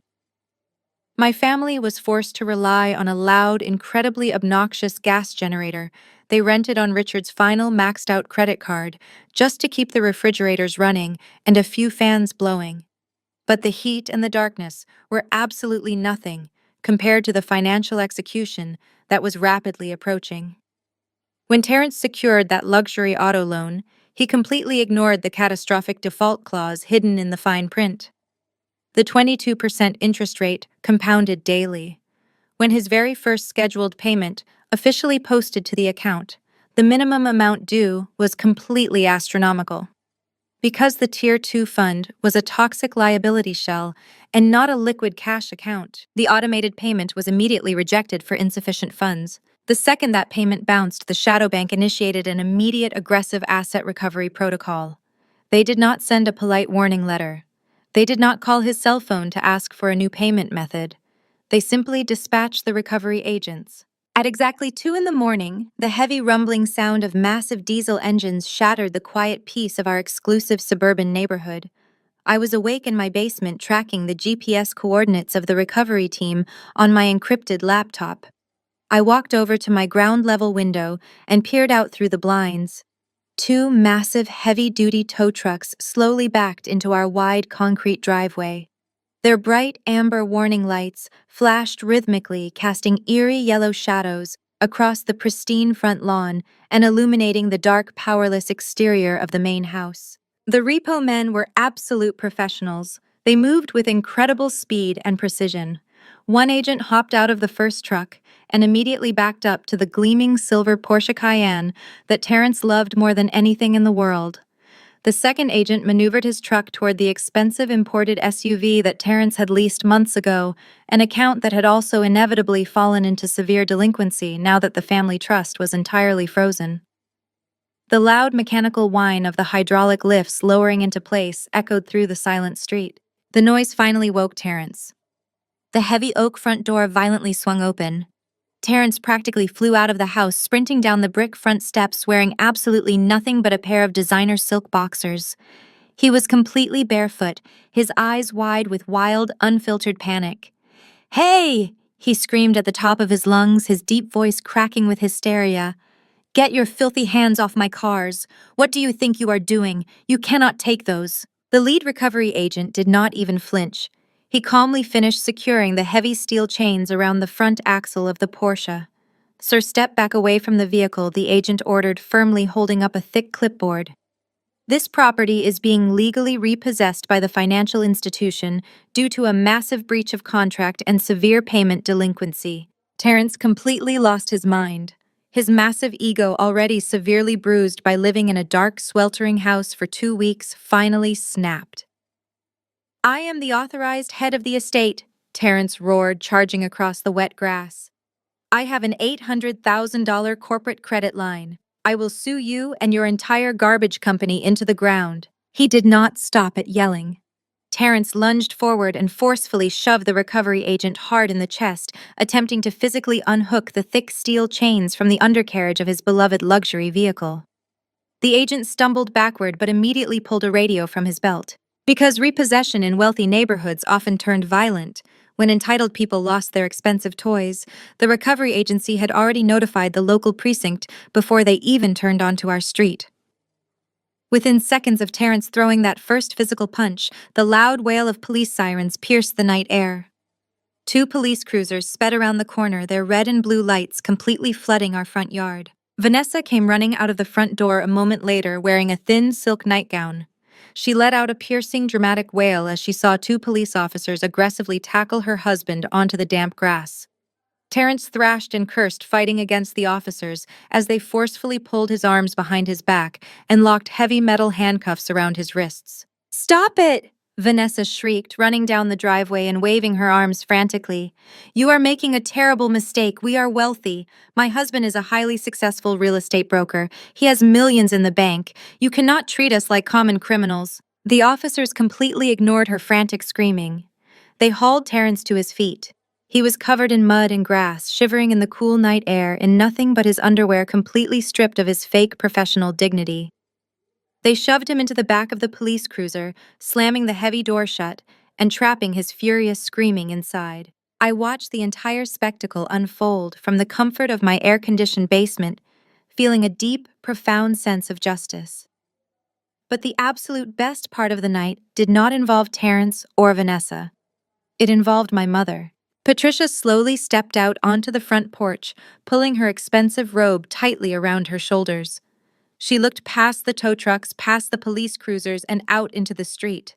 The loud commotion, the sirens, and the flashing lights had woken up every single person on our wealthy, exclusive block. Patricia froze in absolute horror. Standing on their pristine lawns, standing on their massive front porches were dozens of our elite, wealthy neighbors. They were not just watching the humiliation. Almost every single one of them was holding up a glowing smartphone, actively recording the entire pathetic scene. Mrs. Higgins, the strict president of the Homeowners Association, was standing at the edge of her property line, shaking her head in complete and utter disgust as she filmed Terrence being shoved into the police car. For 10 years, Patricia had meticulously crafted an impenetrable illusion of absolute superiority. She had ruthlessly judged everyone else to mask her own massive financial failures. And now, in the middle of the night, under the glare of flashing police lights, that entire fake empire completely shattered into a million unfixable pieces. The entire neighborhood now knew they were completely broke, deeply in debt, and violently unhinged. Patricia let out a quiet, defeated sob, covered her face with her trembling hands, and ran back inside the dark house. The tow trucks lifted the luxury vehicles into the air and drove away, leaving behind an empty driveway and a completely destroyed reputation. The morning after the repossession was suffocatingly quiet. The heavy, oppressive summer heat had fully invaded the upper levels of the house, turning the dark, powerless rooms into an absolute sauna. Terrence was currently sitting in a holding cell at the county jail, and a judge had set his bail at a staggering $25,000 due to his violent outburst against the recovery agents and the police. Because the dummy corporate trust account was completely useless for cash withdrawals and their personal bank accounts were entirely overdrawn, Vanessa had absolutely no way to get her husband out. She spent the entire morning frantically pacing the sweltering living room, desperately calling every single person in her wealthy social circle to beg for a temporary loan. But the neighborhood gossip mill moved with incredible speed. Everyone had already seen the humiliating videos of Terrence being shoved into a police cruiser in his underwear. Not a single person answered her frantic phone calls. Vanessa was completely backed into a corner. Her entire identity was built on projecting an image of flawless wealth and superiority. The thought of her husband sitting behind iron bars with common criminals was tearing her fragile ego to shreds. She needed cash immediately, and she was willing to do absolutely anything to get it. I had decided to leave the house early that morning to grab breakfast at a local cafe, simply to avoid the toxic energy radiating from the upper floors. I was sitting at a quiet corner table enjoying a fresh pastry when a sharp notification chimed on my encrypted phone. It was a motion detection alert from the hidden security camera I had legally installed inside my basement apartment. I opened the live feed application expecting to see my father trying to snoop around for loose change. Instead, the high-definition night vision camera clearly captured Vanessa creeping slowly down the wooden stairs. She looked incredibly paranoid, constantly checking over her shoulder. She tiptoed into my room and walked straight over to my desk. From her silk robe pocket, she pulled out a small, familiar black velvet jewelry box. I recognized it instantly. It was the box that held Patricia's most prized possession, a massive, flawless 3-carat diamond anniversary ring that she wore to every single country club event to aggressively flaunt her perceived wealth. On the crisp video feed, I watched Vanessa open the box, pull the heavy diamond ring out, and shove the jewelry deep into her own pocket. Then, she took the empty black velvet box, opened my bottom desk drawer, and carefully buried it underneath a stack of my blank printer paper. She quickly shut the drawer and practically sprinted back up the stairs. She had just stolen our mother's most prized possession to pawn for bail money, and she was deliberately planting the empty box in my room to ensure I took the absolute fall for the crime. It was a textbook scapegoat maneuver. For my entire life, whenever Vanessa made a catastrophic mistake or broke a rule, she simply pointed her finger at me, and my parents eagerly punished me to protect their perfect golden child. But those days were officially over. I finished my coffee, saved the high-definition video clip directly to my secure cloud drive, and casually drove back to the house. The moment I opened the heavy front door, I was met with a wall of blistering heat and the sound of completely unhinged screaming. "It is gone!" Patricia shrieked, her voice echoing violently through the dark hallway. "Someone broke into the master bedroom and stole my diamond ring. That ring is worth $40,000. We have been completely robbed." I walked calmly toward the kitchen. Patricia was tearing the room apart, ripping open drawers and violently throwing expensive silverware onto the floor in a blind panic. Richard was standing near the sink, sweating heavily, looking completely overwhelmed. Vanessa was standing right next to Patricia, rubbing her mother's shoulder and playing the role of the deeply concerned, supportive daughter. "Nobody broke into the house, Mom," Vanessa said smoothly, her voice dripping with calculated manipulation. "The electronic security gates were locked all night. The thief has to be someone who already lives inside this house." Vanessa slowly turned her head and locked her eyes entirely on me as I stepped into the kitchen. Her expression was cold and vicious. "Sydney left the house bright and early this morning," Vanessa stated loudly, ensuring every word landed like a heavy blow. "She was acting incredibly smug last night when the police were here. She is the only person in this family who actually needs money. She probably stole the ring out of pure spite to punish us." Patricia slowly stopped tearing the kitchen apart. She turned around to face me, her eyes completely bloodshot and wild with fury. Her chest heaved rapidly as she fully absorbed Vanessa's toxic lie. "You ungrateful, vindictive little monster!" Patricia growled aggressively, marching toward me. "You stole my anniversary ring. I am going to tear your room apart, and when I find it, I am having you arrested for grand larceny." Patricia did not even wait for me to respond. She stormed past me, her heavy footsteps thundering down the wooden stairs toward the basement. Vanessa shot me a triumphant, wicked smirk and immediately followed her mother down into the cool, air-conditioned room. Richard trailed behind them, loudly muttering threats about sending me to prison. I followed them down at a leisurely pace. By the time I reached the bottom of the stairs, Vanessa was already putting on an incredible theatrical performance. She rushed straight over to my desk and aggressively yanked open the bottom drawer. "Look," Vanessa gasped dramatically, plunging her hand under the stack of printer paper. She pulled out the empty black velvet jewelry box and held it up like a massive trophy. She hid the box in her desk. She took the ring. Patricia let out a guttural sound of pure rage. She lunged toward me, raising her manicured hand as if she was going to slap me directly across the face. I did not flinch. I did not step back. I simply held up my phone, the screen already glowing brightly in the dim room. "I would not take another step if I were you," I said, my voice completely deadpan and authoritative. Patricia froze, her hand still raised in the air. "When you legally forced me to sign a residential lease agreement, you surrendered your right to privacy inside this specific dwelling," I explained calmly, tapping the screen of my phone.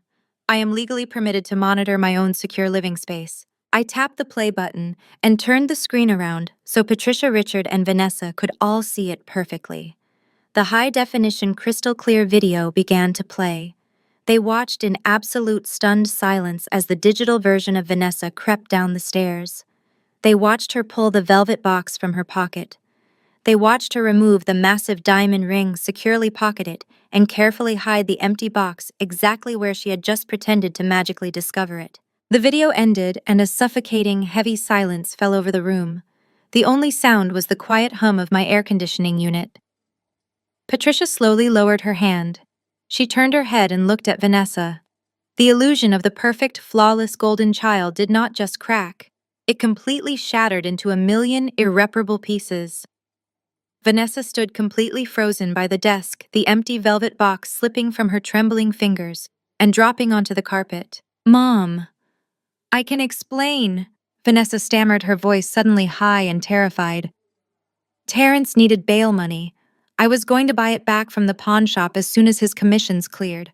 I swear I was going to put it back." "You stole from me," Patricia whispered, her voice shaking with a level of profound betrayal and heartbreak I had never heard before. "You let me blame your sister. You were going to let her go to prison just to cover your own tracks." "It was her fault," Vanessa shrieked, desperately pointing a shaking finger at me. "If she had just given us the emergency trust money, I would not have had to take the ring. She forced me to do this." But the pathetic manipulation completely failed. For the first time in my entire life, Patricia did not take Vanessa's side. Patricia stepped forward and forcefully slapped the empty velvet box out of Vanessa's hand. "Get out of my sight!" Patricia screamed, her face twisting in pure agony. The mother and daughter alliance, the toxic foundation that had violently controlled this family for decades, was completely and permanently destroyed. The mother and daughter alliance, the toxic foundation that had violently controlled this family for decades, was completely and permanently destroyed. The suffocating heat of the powerless house felt even heavier as the afternoon dragged on, turning the massive estate into an absolute pressure cooker of resentment and paranoia. Vanessa retreated to an empty upstairs bedroom, locking the door behind her to escape Patricia's furious, heartbroken sobbing. About an hour later, the front door slowly creaked open. Terrence walked inside, looking absolutely horrific. Vanessa had apparently managed to secure his release through a shady local bail bondsman by physically handing over her entire collection of authentic designer handbags as collateral. Terrence was still wearing his wrinkled, dirt-stained silk boxers and a massive oversized t-shirt the jail had given him. He smelled like sweat and cheap disinfectant.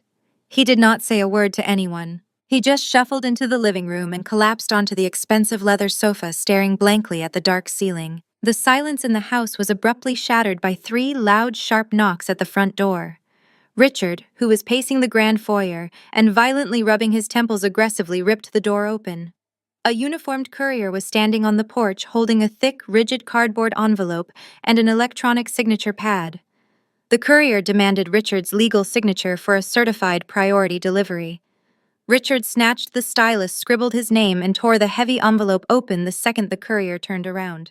I stood at the top of the basement stairs, perfectly concealed in the shadows, watching the exact moment my ultimate financial fail-safe was delivered.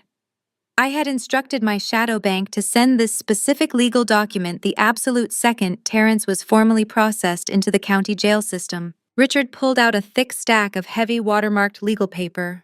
The letterhead belonged to one of the most ruthless and aggressive corporate litigation firms in the entire country. As Richard began to read the bold, densely typed paragraphs, all the remaining color instantly drained from his face. His hands started shaking so violently that the thick papers rattled loudly against each other. His breathing became incredibly shallow and rapid, echoing in the quiet, hot hallway. "What is it, Richard?" Patricia asked, her voice raspy and weak from crying over her stolen diamond ring. "Is it the neighborhood association again?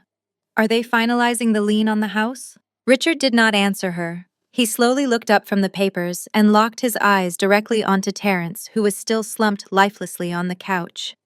A low, dangerous growl built up in Richard's throat, transforming into a roar of pure, unfiltered rage. "You absolute idiot!" Richard screamed, his voice cracking with unprecedented fury. "You arrogant, stupid, greedy parasite. Greedy!" Terence flinched, sitting up slightly, his bruised ego instantly flaring back to life. "Do not yell at me, old man." Terence snapped back, his voice hoarse. "I just spent the entire night sleeping on a freezing concrete floor because of your stupid unpaid bills." Richard aggressively marched into the living room and threw the heavy stack of legal papers directly at Terence's face. The sharp pages scattered all over the expensive rug. "Read it!" Richard shrieked, pointing a violently shaking finger at the documents. "Read what your pathetic little stunt at the bank yesterday just did to this entire family." Patricia rushed over and picked up the first page of the document, her eyes frantically scanning the dense legal text. Her jaw dropped open in absolute horror. "The primary family trust has been permanently dissolved," she read aloud, her voice trembling with sheer panic. "Notice of immediate termination. Due to the presentation of an unauthorized hostile power of attorney document by a non-beneficiary, the financial institution has flagged the entire estate for severe corporate fraud." Terence stared at Patricia, his face going completely blank. "What does that mean?" he asked, his arrogant facade finally crumbling into genuine fear. "It means you completely killed the golden goose," Richard roared, kicking the heavy glass coffee table so hard it cracked right down the middle. "Because you were so incredibly desperate to get your hands on a luxury car and steal Sydney's emergency money, you triggered a massive fraud alert. The bank thinks you tried to orchestrate a hostile takeover of the trust accounts. They have permanently closed every single credit line. The money is completely gone, Terence. We are entirely cut off." Patricia let out a loud, terrifying shriek and dropped the paper. "But it gets much worse." Richard continued, his chest heaving rapidly. He picked up the second page and shoved it into Terence's chest. "Because of your suspected fraud, the federal banking regulators are stepping in. The litigation firm is launching a mandatory comprehensive 10-year forensic audit of the entire trust. They are going to investigate every single penny this family has spent for the last decade. If they find any financial discrepancies or unauthorized withdrawals, they are going to press federal embezzlement charges against all of us." The reality of the situation hit the room like a physical explosion. The fake empire was not just crumbling, it was being actively investigated by federal authorities. They were all staring directly down the barrel of massive prison sentences. "This is entirely your fault," Richard screamed, stepping closer to Terence and raising his fists. "You had to have that stupid Porsche. You had to show off to your pathetic little friends. You destroyed this family. You ruined my life. I should have never let Vanessa marry a broke, flashy loser like you." Terence shot up from the couch, his towering frame completely dwarfing Richard. The humiliation of the arrest, the repossession, and the blistering insults finally pushed Terence over the absolute edge. He aggressively shoved Richard backward, his eyes burning with intense malice. "Do not you dare stand there and pretend you are an innocent victim." Terence roared, his deep voice echoing violently off the walls. "You want to talk about financial discrepancies, old man? You want to talk about federal embezzlement charges? Let us talk about where the trust money really went." Richard froze. His aggressive posture instantly collapsed, replaced by a look of sheer naked terror. "Shut your mouth, Terence," Richard whispered frantically, glancing nervously at Patricia. "No, I am not going down for this by myself," Terence shouted, turning to face his mother-in-law. "You think your perfect husband is a financial victim, Patricia? Have you ever bothered to look at the offshore wire transfers? Richard has been actively skimming thousands of dollars from the family trust every single month for the last 5 years. He owes massive debts to an underground sports betting syndicate. He has a severe gambling addiction." Patricia stumbled backward, her hand flying up to cover her mouth. She looked at Richard, her eyes pleading for him to deny the horrific accusation. "Richard, tell me he is lying," she begged, her voice breaking completely. "Tell me you did not steal from our family to gamble." Richard could not look her in the eye. He stared down at the cracked glass coffee table, his silence serving as an absolute, undeniable confession. Terence laughed bitterly, a harsh, ugly sound that filled the suffocating room. "That is right," Terence sneered, pointing at Richard. "While you were busy judging me for leasing a luxury car, your precious husband was wiring $50,000 at a time to offshore bookies just to keep his kneecaps from being shattered by loan sharks. When those federal auditors dig into the last 10 years of bank statements, they are not going to care about my car loan. They are going to see the massive trail of illegal gambling wire transfers. You are going to federal prison, Richard." Patricia let out a sound that was barely human. It was a visceral scream of absolute soul-crushing betrayal. In a single 24-hour period, she had lost her expensive home, her utilities, her flawless social reputation, her daughter's loyalty, her diamond ring, and now the absolute total destruction of her marriage. She lunged forward and began violently pounding her fists against Richard's chest, screaming hysterically about his lies and his deceit. Richard did not even try to defend himself. He just stood there, taking the physical blows, completely broken and defeated. I quietly backed away from the top of the stairs, a cold, satisfied smile spreading across my face. I retreated into my air-conditioned sanctuary and locked the door. My ultimate trap had worked flawlessly. By simply turning off the endless flow of my own money, I had forced them to turn on each other like starving animals. The family was actively tearing itself to pieces, and the grand finale was still waiting just around the corner. The grand finale I had prepared was scheduled to align perfectly with an event Patricia had been planning for months. In any rational family, the sudden revelation of massive federal embezzlement, the complete loss of all electrical utilities, and the impending threat of federal prison would be more than enough reason to cancel a social gathering. But Patricia was completely detached from reality. She was entirely consumed by the desperate, clawing need to maintain her flawless public image. That coming Saturday was her and Richard's 30th wedding anniversary. She had mailed out heavy gold-embossed invitations to 50 of the wealthiest, most influential couples in our elite neighborhood weeks ago. Despite the fact that her husband had stolen their money to pay off underground bookies, and her house was sitting in pitch-black darkness, Patricia flatly refused to cancel the lavish celebration. She firmly believed that if she canceled the party, it would serve as an absolute confirmation of the humiliating rumors currently swirling around the neighborhood after Terence was arrested on the front lawn. She needed to prove to Mrs. Higgins and the rest of the country club elite that the repossession was just a ridiculous misunderstanding and that the family was still incredibly wealthy and powerful. But to throw a party of that magnitude, she desperately needed cash. The elite catering company she had hired demanded their final payment up front before they would even unload their trucks. Because the Tier 2 corporate shell account was locked and her personal credit cards were permanently frozen, Patricia was forced to do the unthinkable. Through my network monitoring, I watched her digitally apply for a predatory high-interest payday loan. A woman who used to openly mock working-class people was now taking out a desperate cash advance at a staggering 40% interest rate just to pay for imported caviar and a jazz quartet. She also used a portion of that toxic loan to rent a massive whisper-quiet industrial generator, hiding it behind the back hedges to temporarily power the grand ballroom and the main kitchen just for the evening.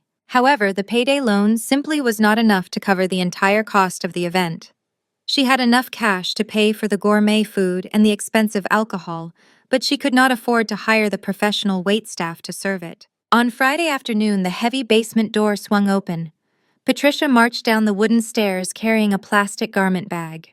She looked absolutely exhausted, her eyes sunken and her skin pale, but her face was set in a mask of vicious determination.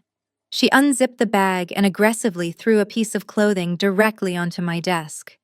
It was a stiff, uncomfortable black polyester dress and a cheap white serving apron. "The catering company is dropping off the food tomorrow afternoon," Patricia stated coldly, her voice completely devoid of any maternal warmth. "But they are not providing servers. You are going to put on this uniform tomorrow night." You will carry the silver trays, you will pour the champagne, and you will clean up the empty plates. You will not speak to any of my guests unless they speak to you first. I looked down at the cheap uniform, genuinely amazed by her absolute audacity. You want me to work as your unpaid servant? I asked, keeping my tone perfectly flat. Why would I ever do that? You just accused me of stealing your diamond ring yesterday. Patricia slammed her hands down on my desk, leaning in close to my face. Because if you do not do exactly what I tell you, I will completely destroy your pathetic little life, she hissed maliciously. I am your mother, Sydney. I know your social security number. I have all of your personal identification documents in my upstairs safe. If you embarrass me tomorrow night by refusing to serve my guests, I will go online and take out a dozen predatory loans in your name. I will max out credit cards under your identity and completely destroy your credit score. You will never be able to rent an apartment or buy a car for the rest of your life. It was a blatant, unhinged felony threat. It was also incredibly hilarious to me, considering I was a multimillionaire and she was currently drowning in toxic debt. I could have laughed right in her face. I could have told her that my identity was protected by an ironclad corporate security firm and she would be arrested the second she tried to use my social security number. But I did not. I needed to be in that ballroom tomorrow night. I needed a front row seat to watch the absolute destruction of her fake empire. I let my shoulders slump perfectly, playing the role of the terrified, obedient daughter. Okay, I whispered softly, looking down at my hands. I will wear the uniform. I will serve the champagne. Please do not ruin my credit. Patricia smiled, a cold, triumphant smirk that did not reach her eyes. Good girl, she sneered. Make sure your hair is pulled back tight. I do not want you looking messy in front of my friends. Saturday evening arrived, and the absolute sheer delusion of the event was staggering. The rented generator hummed quietly in the backyard, pumping electricity into the massive crystal chandeliers of the main ballroom. The jazz quartet played smooth, elegant music in the corner. Exactly at 7 o'clock, the luxury cars began pulling into our circular driveway. I stood in the corner of the room, wearing the stiff black dress and the bright white apron, holding a heavy silver tray loaded with crystal flutes of expensive champagne. I watched as Patricia greeted her guests at the front door. She was wearing a rented designer gown, her face painted with heavy makeup to hide the dark circles under her eyes. She pasted on a terrifyingly wide fake smile, loudly kissing the cheeks of the wealthy women she secretly despised. Richard was forced to play the role of the loving husband. He was sweating profusely in his tailored tuxedo, his hands shaking slightly as he stood by Patricia's side. Every time a guest looked away, Richard immediately grabbed a glass of strong scotch from the passing trays and downed it in a single gulp, desperately trying to numb his absolute terror over the impending federal audit. Terrence and Vanessa were also forced to attend to complete the illusion of the perfect family. They stood in opposite corners of the massive room, violently glaring at each other. Terrence was wearing an old suit because his new ones had been confiscated by the bail bondsman. Vanessa looked completely hollow, her eyes darting nervously around the room as if she expected the police to burst through the doors at any second. The tension in the air was incredibly thick. The wealthy guests were perfectly polite to Patricia's face, complimenting her dress and her beautiful home, but the second they turned around, the vicious whispering began. I could hear them quietly gossiping about Terrence's arrest, the missing luxury cars, and the sudden unexplained darkness of the house over the last 2 weeks. I moved silently through the crowd, playing my part to absolute perfection. I kept my head down and my eyes lowered. Whenever Patricia caught my eye, she would sharply snap her fingers at me loudly, ordering me to fetch more napkins or refill a glass, deliberately treating me like absolute garbage in front of her high society friends to assert her dominance. More champagne over here, Sydney, and be quick about it, Patricia commanded loudly as I passed her group. Do not just stand there staring. Right away, ma'am, I replied meekly, carefully filling her glass. I handed a drink to Terrence, who scoffed and rolled his eyes at my uniform. I offered a napkin to Vanessa, who snatched it from my tray without even looking at me. They all treated me like I was completely invisible, like I was nothing more than a piece of furniture in their grand, pathetic play. But as I stood quietly against the back wall, listening to the jazz music and watching them desperately cling to their fake wealth, a genuine smile finally touched my lips. I was exactly where I needed to be, perfectly positioned in the shadows, waiting for the heavy knock at the front door that was going to bring their entire world crashing down forever. At exactly 8 o'clock, the jazz quartet gently transitioned into a soft romantic melody. Richard stepped into the absolute center of the grand ballroom, wiping a thick layer of sweat from his forehead with a white silk handkerchief. He picked up a crystal champagne flute from a passing server and loudly tapped the side with a silver spoon.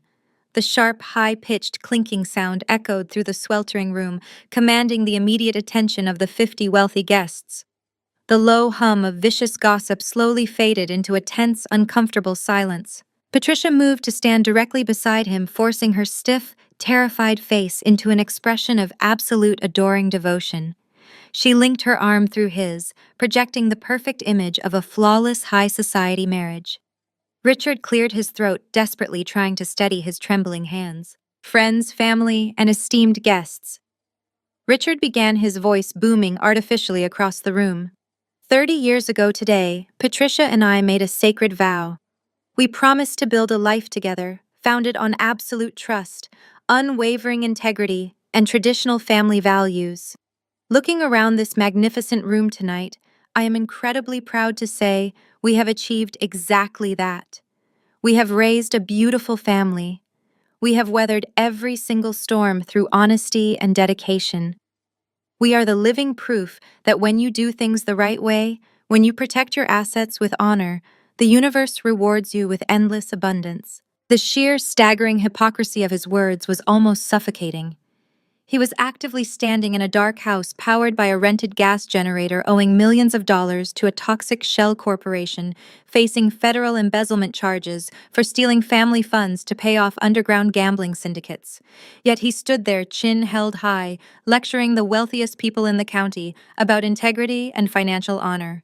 Patricia smiled radiantly, basking in the polite golf clap applause from the crowd. She leaned her head against his shoulder. To another 30 years of perfect prosperity, she announced loudly, raising her own glass. Before a single guest could bring their drink to their lips, to toast the massive lie, a sound completely shattered the elegant atmosphere. It was a heavy, violent, booming knock at the massive oak front doors. This was not the polite, gentle tapping of a late-arriving party guest. This was the aggressive, rhythmic pounding of absolute authority.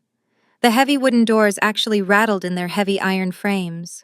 The jazz quartet immediately stopped playing. The sudden silence in the massive ballroom was deafening, save for the distant hum of the backyard generator. Patricia let out a nervous, high-pitched laugh, her eyes darting frantically around the room. "Goodness," she stammered, her fake smile completely freezing on her face. "Who on earth could be arriving this late? Terrence, please go be a gentleman and get the door for our stragglers." Terrence practically dragged his feet across the marble foyer, his jaw clenched tight. He reached out and violently yanked the heavy door open, fully prepared to yell at whoever was ruining the perfectly orchestrated illusion. But the aggressive words completely died in his throat. Standing on the front porch was the imposing figure of the county sheriff, fully dressed in his dark tactical uniform, his heavy utility belt completely loaded. Flanking him on either side were two men wearing sharp professional gray suits, both holding thick leather briefcases and heavy clipboards.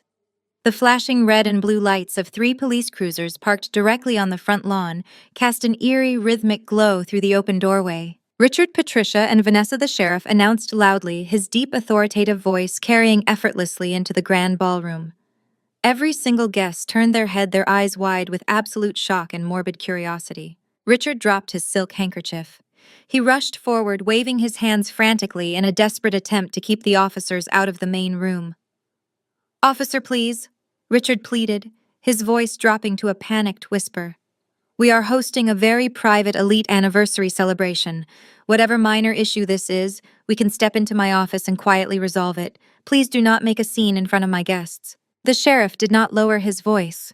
He did not step into the private office. He marched straight past Terrence and walked directly into the center of the grand ballroom, the 2 bank representatives following closely behind him.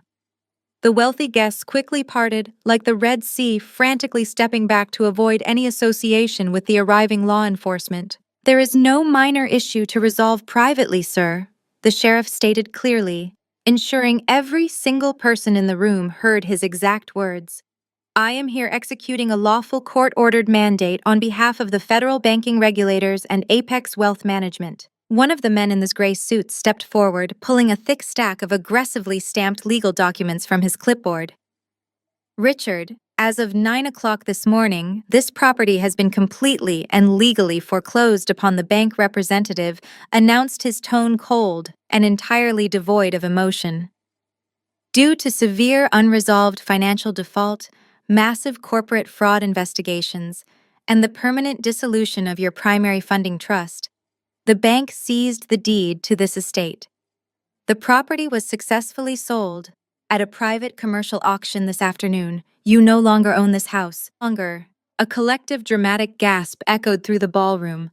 Mrs. Higgins, the incredibly strict Neighborhood Association president, covered her mouth with her hand, her eyes absolutely gleaming with the ultimate validation of all her vicious rumors. "That is completely impossible," Vanessa shrieked, breaking away from her corner and running toward the officers.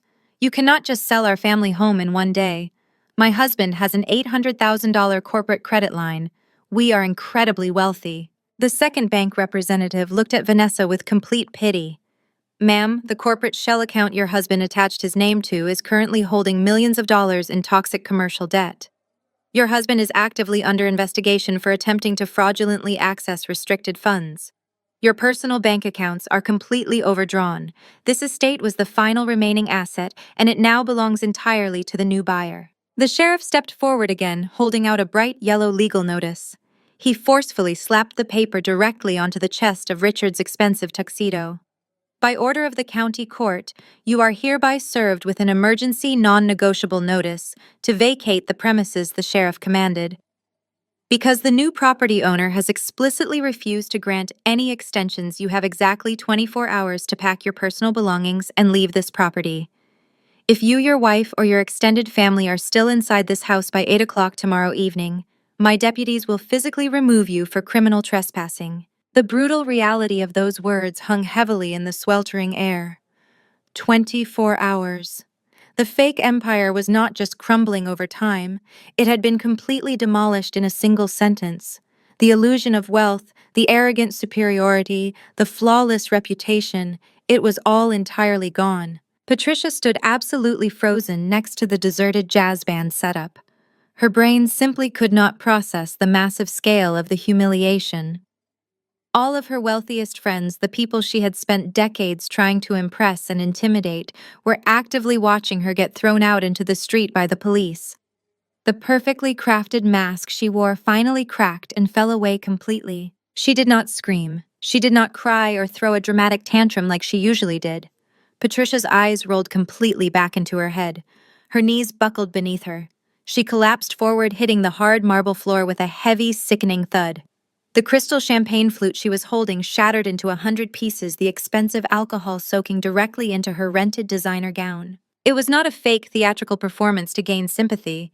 It was a genuine, complete physical shutdown brought on by absolute psychological shock. Richard fell to his knees beside her, frantically shaking her shoulders, but she was completely unresponsive. The 50 wealthy guests did not rush forward to help. Instead, they immediately started backing toward the exit, whispering frantically to each other, eager to escape the humiliating disaster and spread the incredible gossip to the rest of the neighborhood. I stood quietly in my corner, my hands resting neatly on my silver serving tray. I watched the sheriff turn around and walk out the front door. I watched the guests flee into the night. I watched my completely broken family kneeling in the center of the dark rented ballroom. The ultimate payoff was unfolding exactly as I had designed it. Richard was still kneeling on the marble floor next to Patricia, frantically patting her cheeks to wake her up. The two bank representatives and the sheriff stood completely motionless, offering absolutely no sympathy. The remaining guests, who were inching toward the heavy wooden exit doors, suddenly froze in their tracks. Human curiosity is an incredibly powerful force, especially among the wealthy elite. The sheer promise of witnessing a massive, scandalous downfall was far too intoxicating for them to simply walk away. Mrs. Higgins actually took a step back into the ballroom, her eyes wide, desperate to absorb every single detail of the destruction. Suddenly, Richard stopped shaking his unconscious wife. A new wave of desperate, frantic energy washed over him. He scrambled to his feet, his tuxedo knees covered in dust, and aggressively marched right up to the primary bank representative. "This has to be a mistake," Richard pleaded, his voice thick with panic and heavy denial. "You said the property was sold at a private commercial auction today. Who bought it?" "I demand to know who purchased my family home.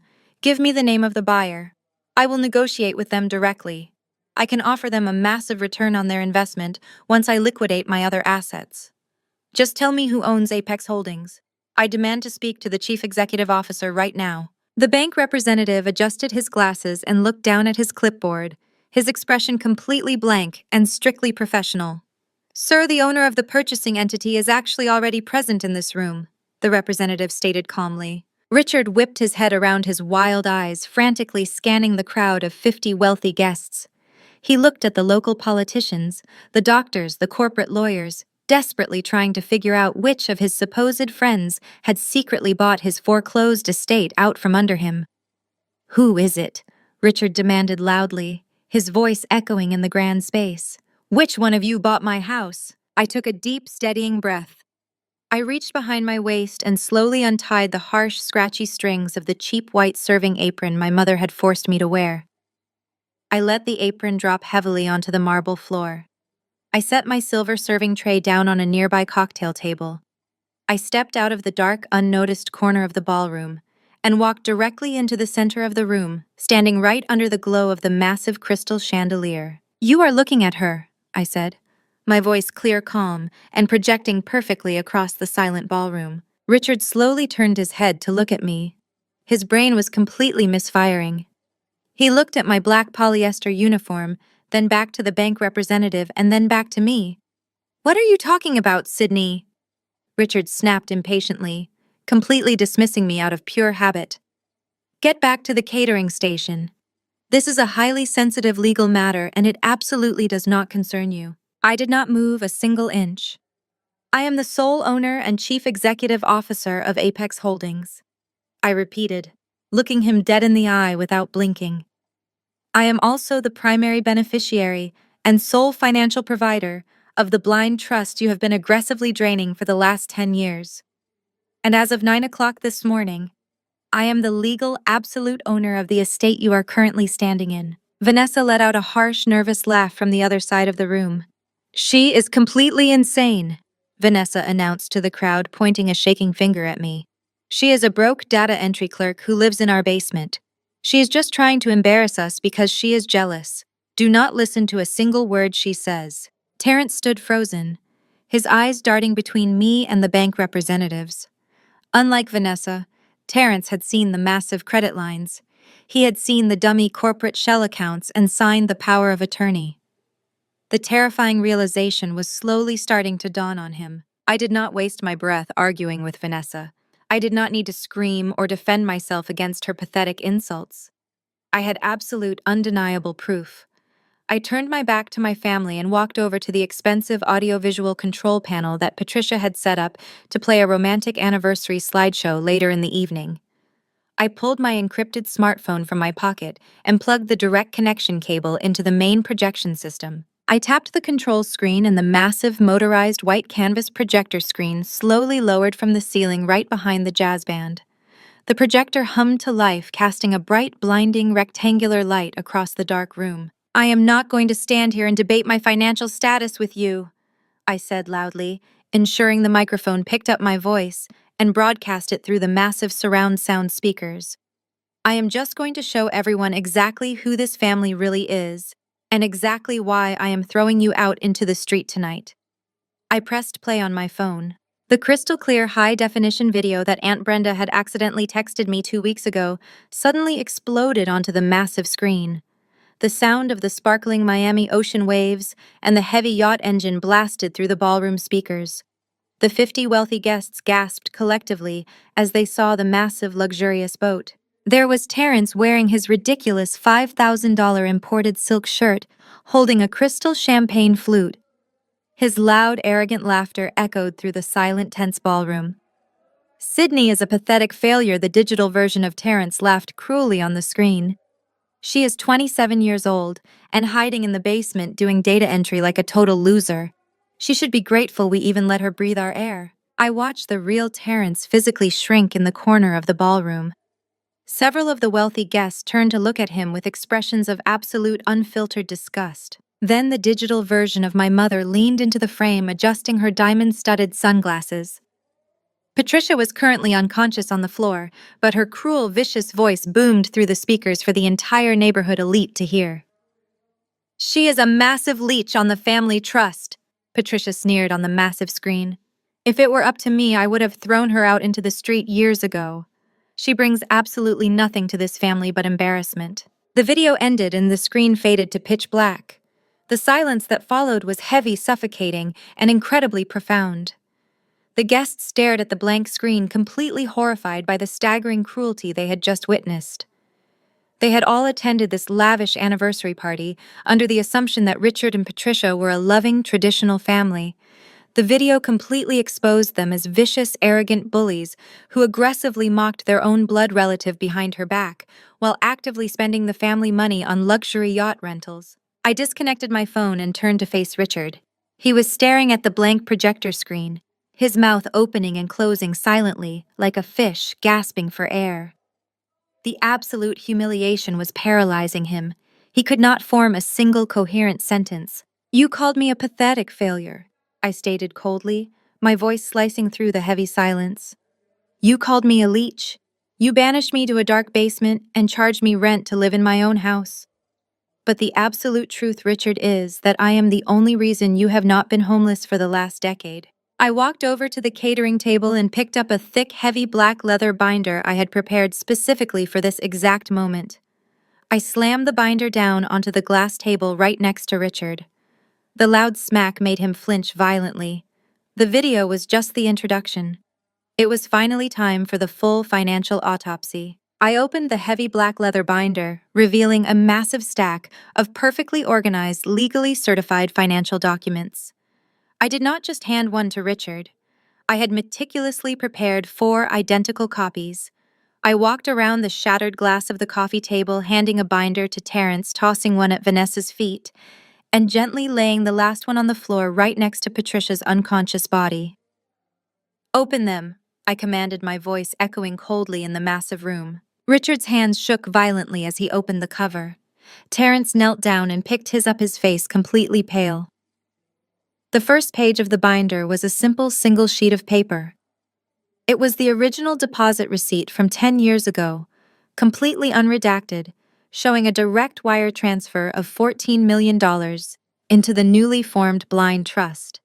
And right at the top, listed as the sole proprietor, the only source of the capital, was my full legal name. There was no distant great-uncle, I stated, pacing slowly back and forth across the marble floor. There was no magical family inheritance. When I was 17 years old, I sold a proprietary data compression algorithm to a massive tech conglomerate. That $14 million was entirely mine. I earned every single penny of it. Vanessa picked up her binder from the floor, her eyes frantically scanning the numbers. "That is impossible," she whispered, her voice completely hollow. "You are a data entry clerk. You make minimum wage." I ignored her completely and turned my focus entirely onto Richard. "I created the blind trust because I knew exactly who you were, Richard." I continued, my voice steady and completely devoid of emotion. "I knew you were drowning in massive debt. I knew you were secretly gambling away our food money to underground syndicates. I knew if I told you about my wealth, you would manipulate me, drain my accounts dry, and leave me with absolutely nothing. So I hired the best corporate lawyers in the state to build an ironclad fortress around my money, and I let you believe it was an inheritance." I instructed them to turn to the second tab in the binder. The pages rustled loudly in the quiet room. "Let us do a complete financial autopsy of the last 10 years, I announced, pointing directly at the detailed spreadsheets. "Let us look at exactly what my pathetic, useless existence has provided for this family." Page 2. The sprawling 5-bedroom colonial estate we are currently standing in. The mortgage was paid in full every single month by the trust. My money bought this house. My money kept the lights on. My money paid the massive property taxes so you could pretend to be neighborhood royalty. I turned to Vanessa. Page 4. Vanessa. Your beautiful, flawless dream wedding at the country club 3 years ago. The one where you specifically banned me from being a bridesmaid because my cheap clothes would ruin your aesthetic photos. The one where you mocked me in front of your friends for arriving in a beat-up Honda Civic. I paid the $75,000 catering bill. I paid for your imported silk dress. I paid for the completely unnecessary ice sculptures. My money bought your perfect day. Vanessa looked down at the spreadsheet, her eyes welling up with tears of absolute crushing humiliation.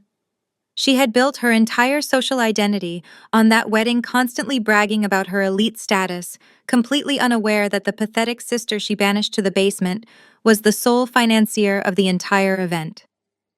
And Terrence, I said, turning my gaze to the towering man who was currently trembling in his cheap suit. Turn to page 7. Terrence slowly turned the heavy pages, his face contorting in genuine agony as he looked at the itemized list of his entire fake life. Your luxury imported SUV lease, I read aloud from my own copy.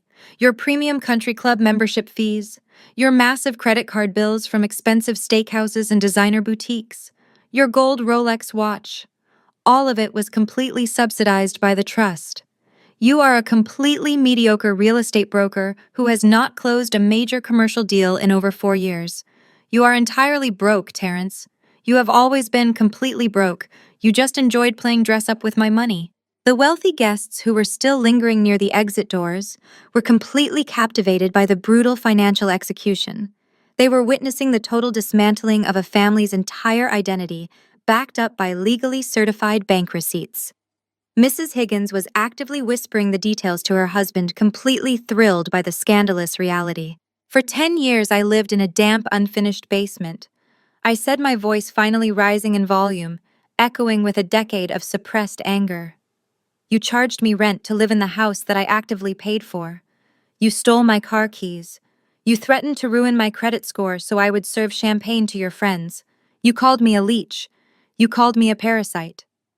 But the absolute truth is that every single one of you is completely dependent on me.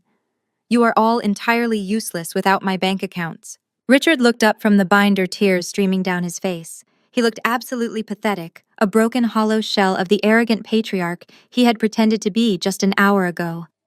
Sydney, please. Richard begged, his voice cracking violently. We did not know. If we had known it was your money, we would have treated you differently.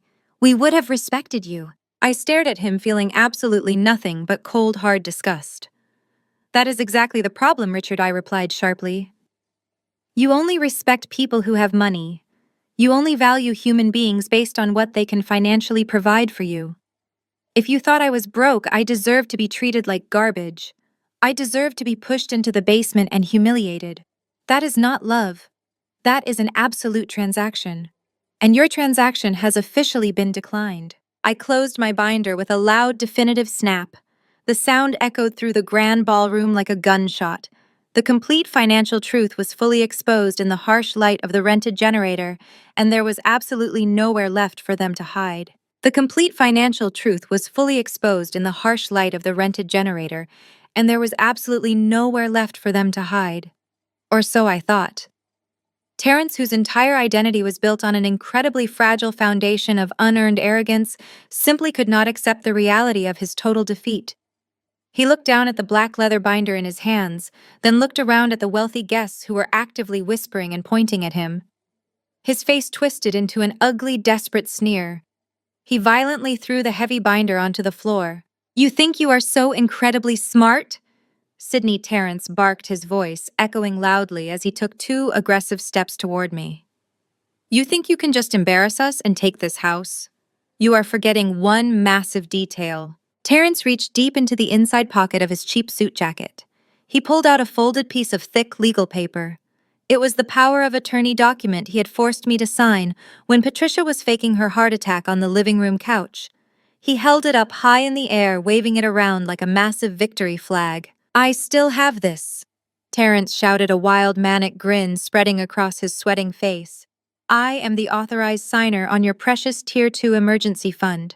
The bank manager already validated it. I have an $800,000 corporate credit line sitting right in my pocket. I am going to march into that bank first thing on Monday morning, drain every single penny of your secret reserve cash, and buy this entire estate back from whatever holding company you just used. And when I do, I am going to legally banish you from this property forever." He stood there with his chest puffed out, breathing heavily, completely convinced that he had just delivered the ultimate checkmate. Vanessa, desperate for any shred of hope, stepped forward and stood behind him, glaring at me with a renewed sense of vicious confidence. For a brief moment, the grand ballroom was completely silent. And then I did something I had not done in a very long time in front of my family. I threw my head back and I laughed. It was not a polite chuckle. It was a loud, genuine, deeply satisfied laugh that carried all the way to the high ceilings. Terrence slowly lowered his arm.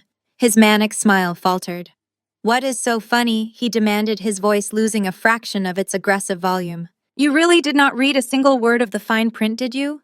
I asked, wiping a tear of amusement from the corner of my eye.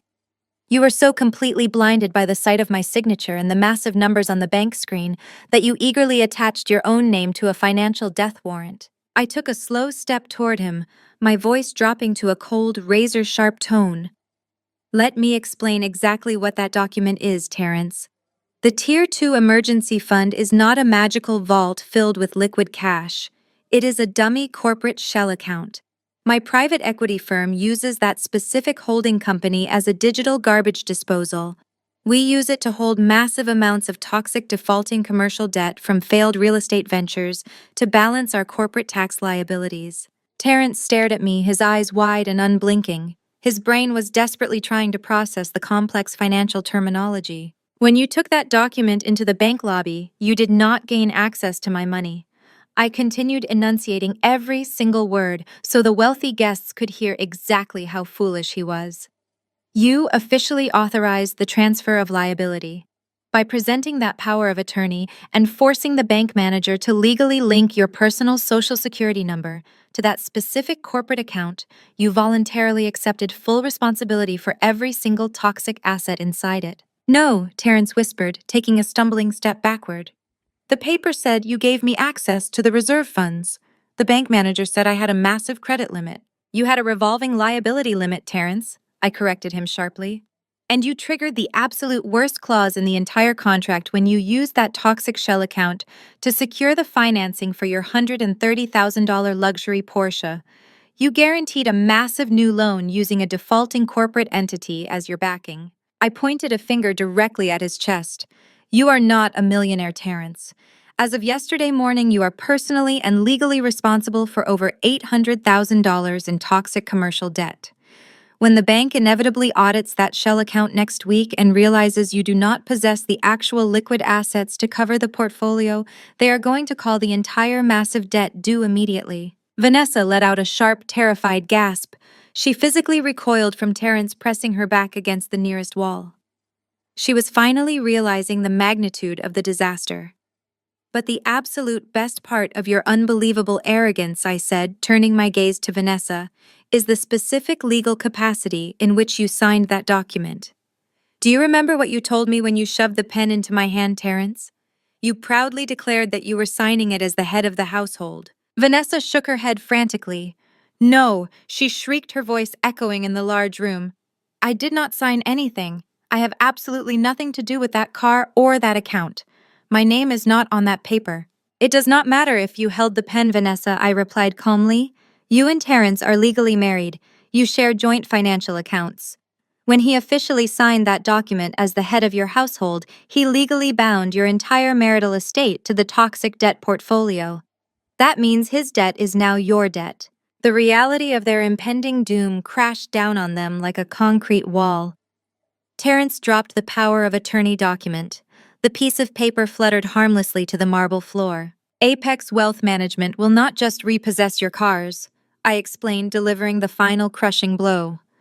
"The litigation team is going to aggressively sue both of you for the entire $800,000 balance. Because you have absolutely no assets left to seize, they are going to seek a federal court order to garnish both of your wages. Every single time you earn a commission on a house, Terrence the bank will take it. Every single paycheck you ever earn, Vanessa will be slashed in half before it even hits your bank account." You are going to spend the rest of your natural lives working minimum wage jobs just to pay off the interest on a debt you acquired because you were too greedy to read a legal contract. Terrence dropped to his knees right there in the middle of the ballroom. The towering, flashy, arrogant man who had spent the last 10 years constantly insulting my intelligence was now kneeling in the dust of his shattered ego. He buried his face in his hands, letting out a pathetic, broken sob. Vanessa slid down the wall, clutching her hair and crying hysterically, completely mourning the absolute death of her high society future. They were entirely trapped, and they had eagerly locked the cage themselves. The sheer weight of that realization seemed to physically crush the air completely out of the grand ballroom. Vanessa looked around the room, her expensive mascara running down her cheeks in thick, dark streaks. She looked at the horrified faces of the wealthy guests, the cold indifference of the county sheriff. And finally, she looked directly at me. The arrogant, untouchable golden child was completely shattered. She crawled forward across the cold marble floor, her rented designer gown dragging through spilled champagne and broken glass.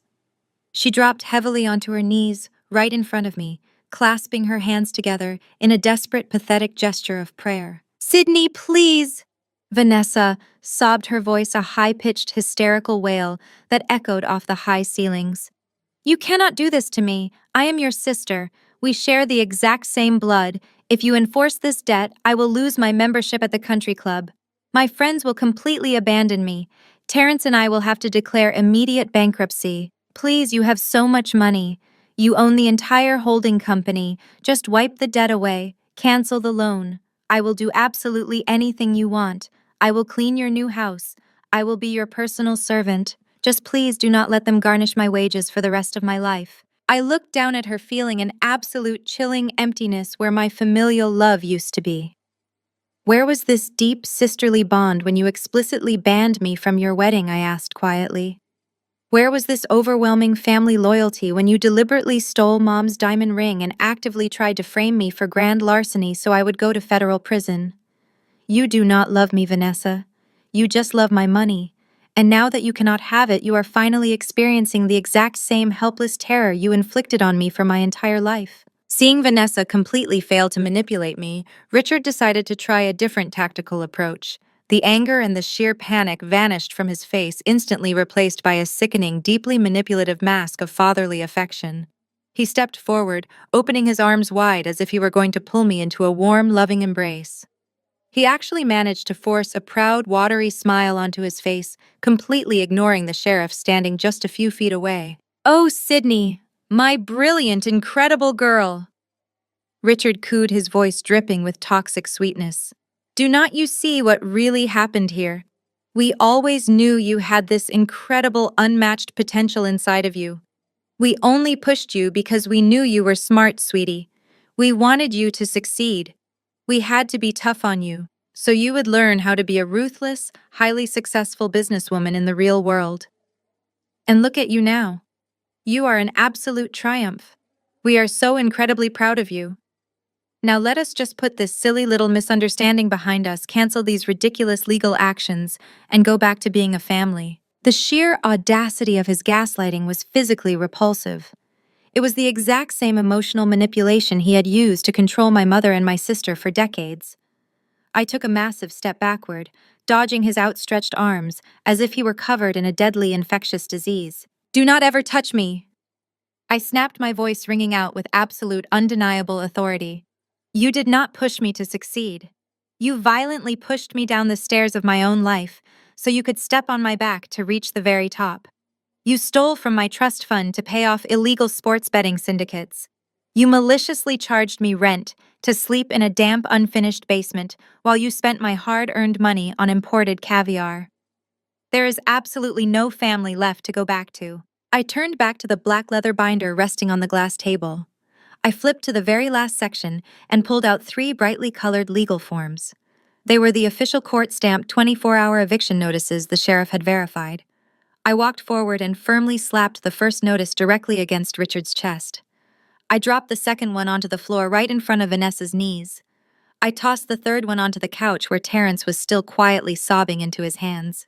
You have exactly 24 hours to pack whatever cheap, legally owned personal belongings you have left, I announced, ensuring every single person in the room heard my final judgment.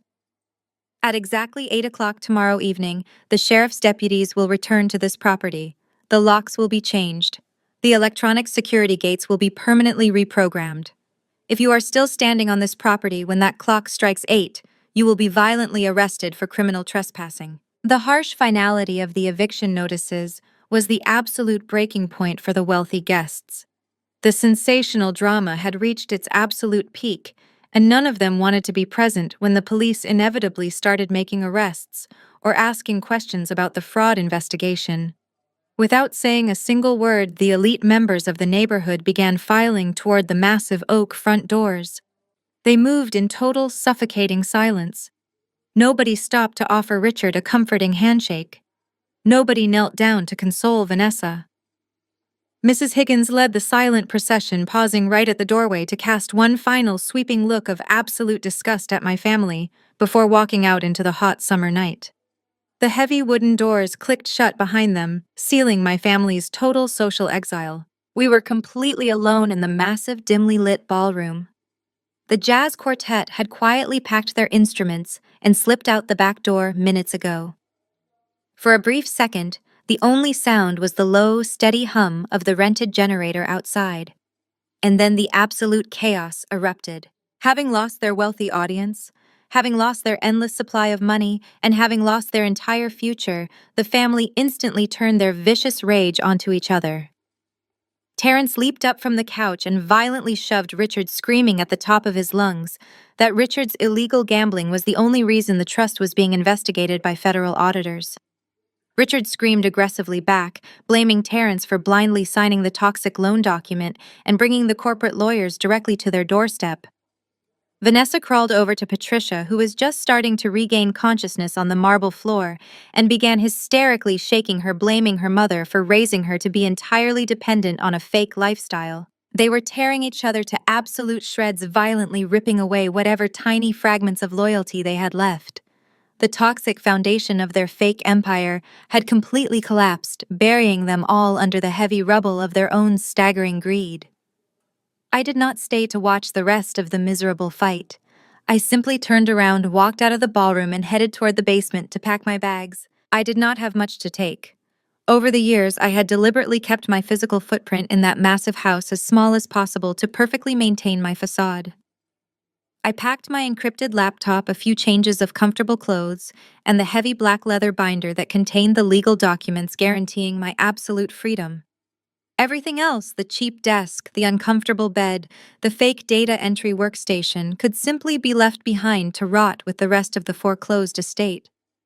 I slept better that night than I had in 10 years, surrounded by the quiet, peaceful hum of my air conditioner, while the rest of the house suffocated in dark, humid despair directly above me. The next morning arrived with a heavy, unrelenting torrential downpour.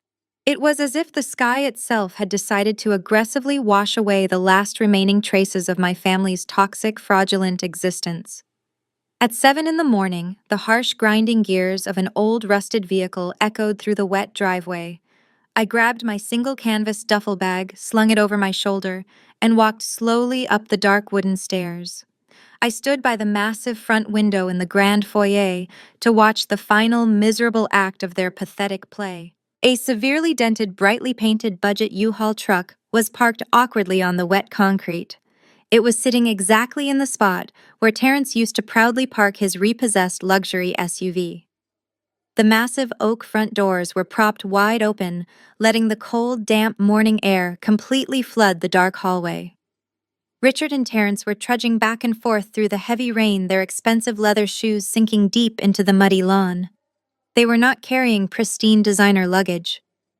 Because Vanessa had pawned her luxury bags for bail money, and Patricia's premium credit cards were permanently frozen by the federal auditors, they were forced to pack whatever cheap, legally owned clothing they had left into heavy-duty black plastic trash bags. They looked absolutely pathetic. Richard was completely soaked, his gray hair plastered flat to his forehead, silently heaving heavy garbage bags into the back of the dirty rented truck. Patricia and Vanessa stood shivering on the covered porch, wearing plain sweatpants and old wrinkled raincoats. Patricia was tightly clutching a cheap plastic makeup case against her chest, her eyes completely vacant, red and swollen from crying all night. They were quietly arguing, their voices sharp and intensely bitter, blaming each other for the fact that the absolute cheapest budget motel on the dangerous edge of the city was the only place that would accept cash without running a background credit check. The federal investigators had already officially frozen their remaining personal checking accounts at the stroke of midnight. I pushed the front screen door open and stepped out onto the porch. The loud, rhythmic sound of the heavy rain hitting the concrete drowned out my footsteps, but they all turned to look at me anyway. The sheer burning resentment in their eyes was completely palpable, but it was entirely overshadowed by their total crushing defeat. None of them said a single word. They did not apologize for the decade of psychological abuse. They did not beg for a last-minute financial reprieve. They finally understood that my bank vault was permanently sealed and the locks had been changed. I walked right past them without a second glance. I stepped out into the rain, feeling the cool water hit my face, and pulled the heavy oak doors shut behind me. I inserted the master key into the brass lock and turned it, listening to the heavy deadbolt slide into place with a loud, satisfying click. I was not going to keep the sprawling colonial estate.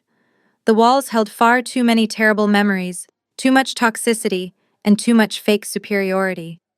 I had already signed the commercial demolition permits earlier that week. In exactly 10 days, heavy bulldozers were going to level the entire property completely to the ground. My corporate holding company was going to redevelop the massive lot into a complex of modern, affordable townhomes. The physical monument to their massive greed was going to be entirely erased from the neighborhood forever. As I walked down the wet driveway, walking right past the rusted U-Haul truck, a long, sleek, perfectly polished black Maybach pulled smoothly up to the curb. A uniformed chauffeur immediately stepped out into the storm, opening a large black umbrella to shield me from the heavy downpour. He respectfully opened the heavy rear door, revealing a pristine, luxurious leather interior that made Terrence's lost Porsche look like a cheap plastic toy. I stopped for one brief second and looked back at my family. They were standing ankle-deep in the mud next to a pile of wet garbage bags completely soaked, staring at my chauffeured vehicle with their mouths hanging wide open. The absolute staggering contrast between my new reality and their self-inflicted ruin was the final perfect image I would ever have of them. I climbed into the comfortable back seat of the Maybach, and the chauffeur closed the heavy door, completely silencing the sound of the pouring rain and shutting out their miserable existence forever. As the car pulled smoothly away from the curb, gliding silently down the wealthy suburban street, I poured myself a sparkling water from the chilled center console and leaned my head back against the soft leather headrest. I watched the pristine neighborhood roll by through the heavily tinted windows, reflecting on the massive, suffocating burden I had just completely shed. For 10 years, I had allowed societal expectations and biological guilt to violently dictate my personal boundaries. I had foolishly believed that because we shared the exact same blood, I somehow owed them my financial protection and my emotional sanity. But as I watched their old house disappear in the rearview mirror, I finally understood the ultimate truth about setting boundaries. Cutting off a toxic family is never a tragedy. It is an absolute birthright. You do not owe your life, your hard-earned success, or your mental peace to people who actively plot your destruction behind your back while smiling in your face. The Maybach merged onto the highway, heading toward my massive, quiet penthouse in the heart of the city, taking me toward a completely authentic, incredibly peaceful new life. When the people who are supposed to love you only love what you can buy them, the best investment you can make is walking away. Have you ever had to bankrupt a toxic family member's ego? Tell me your story.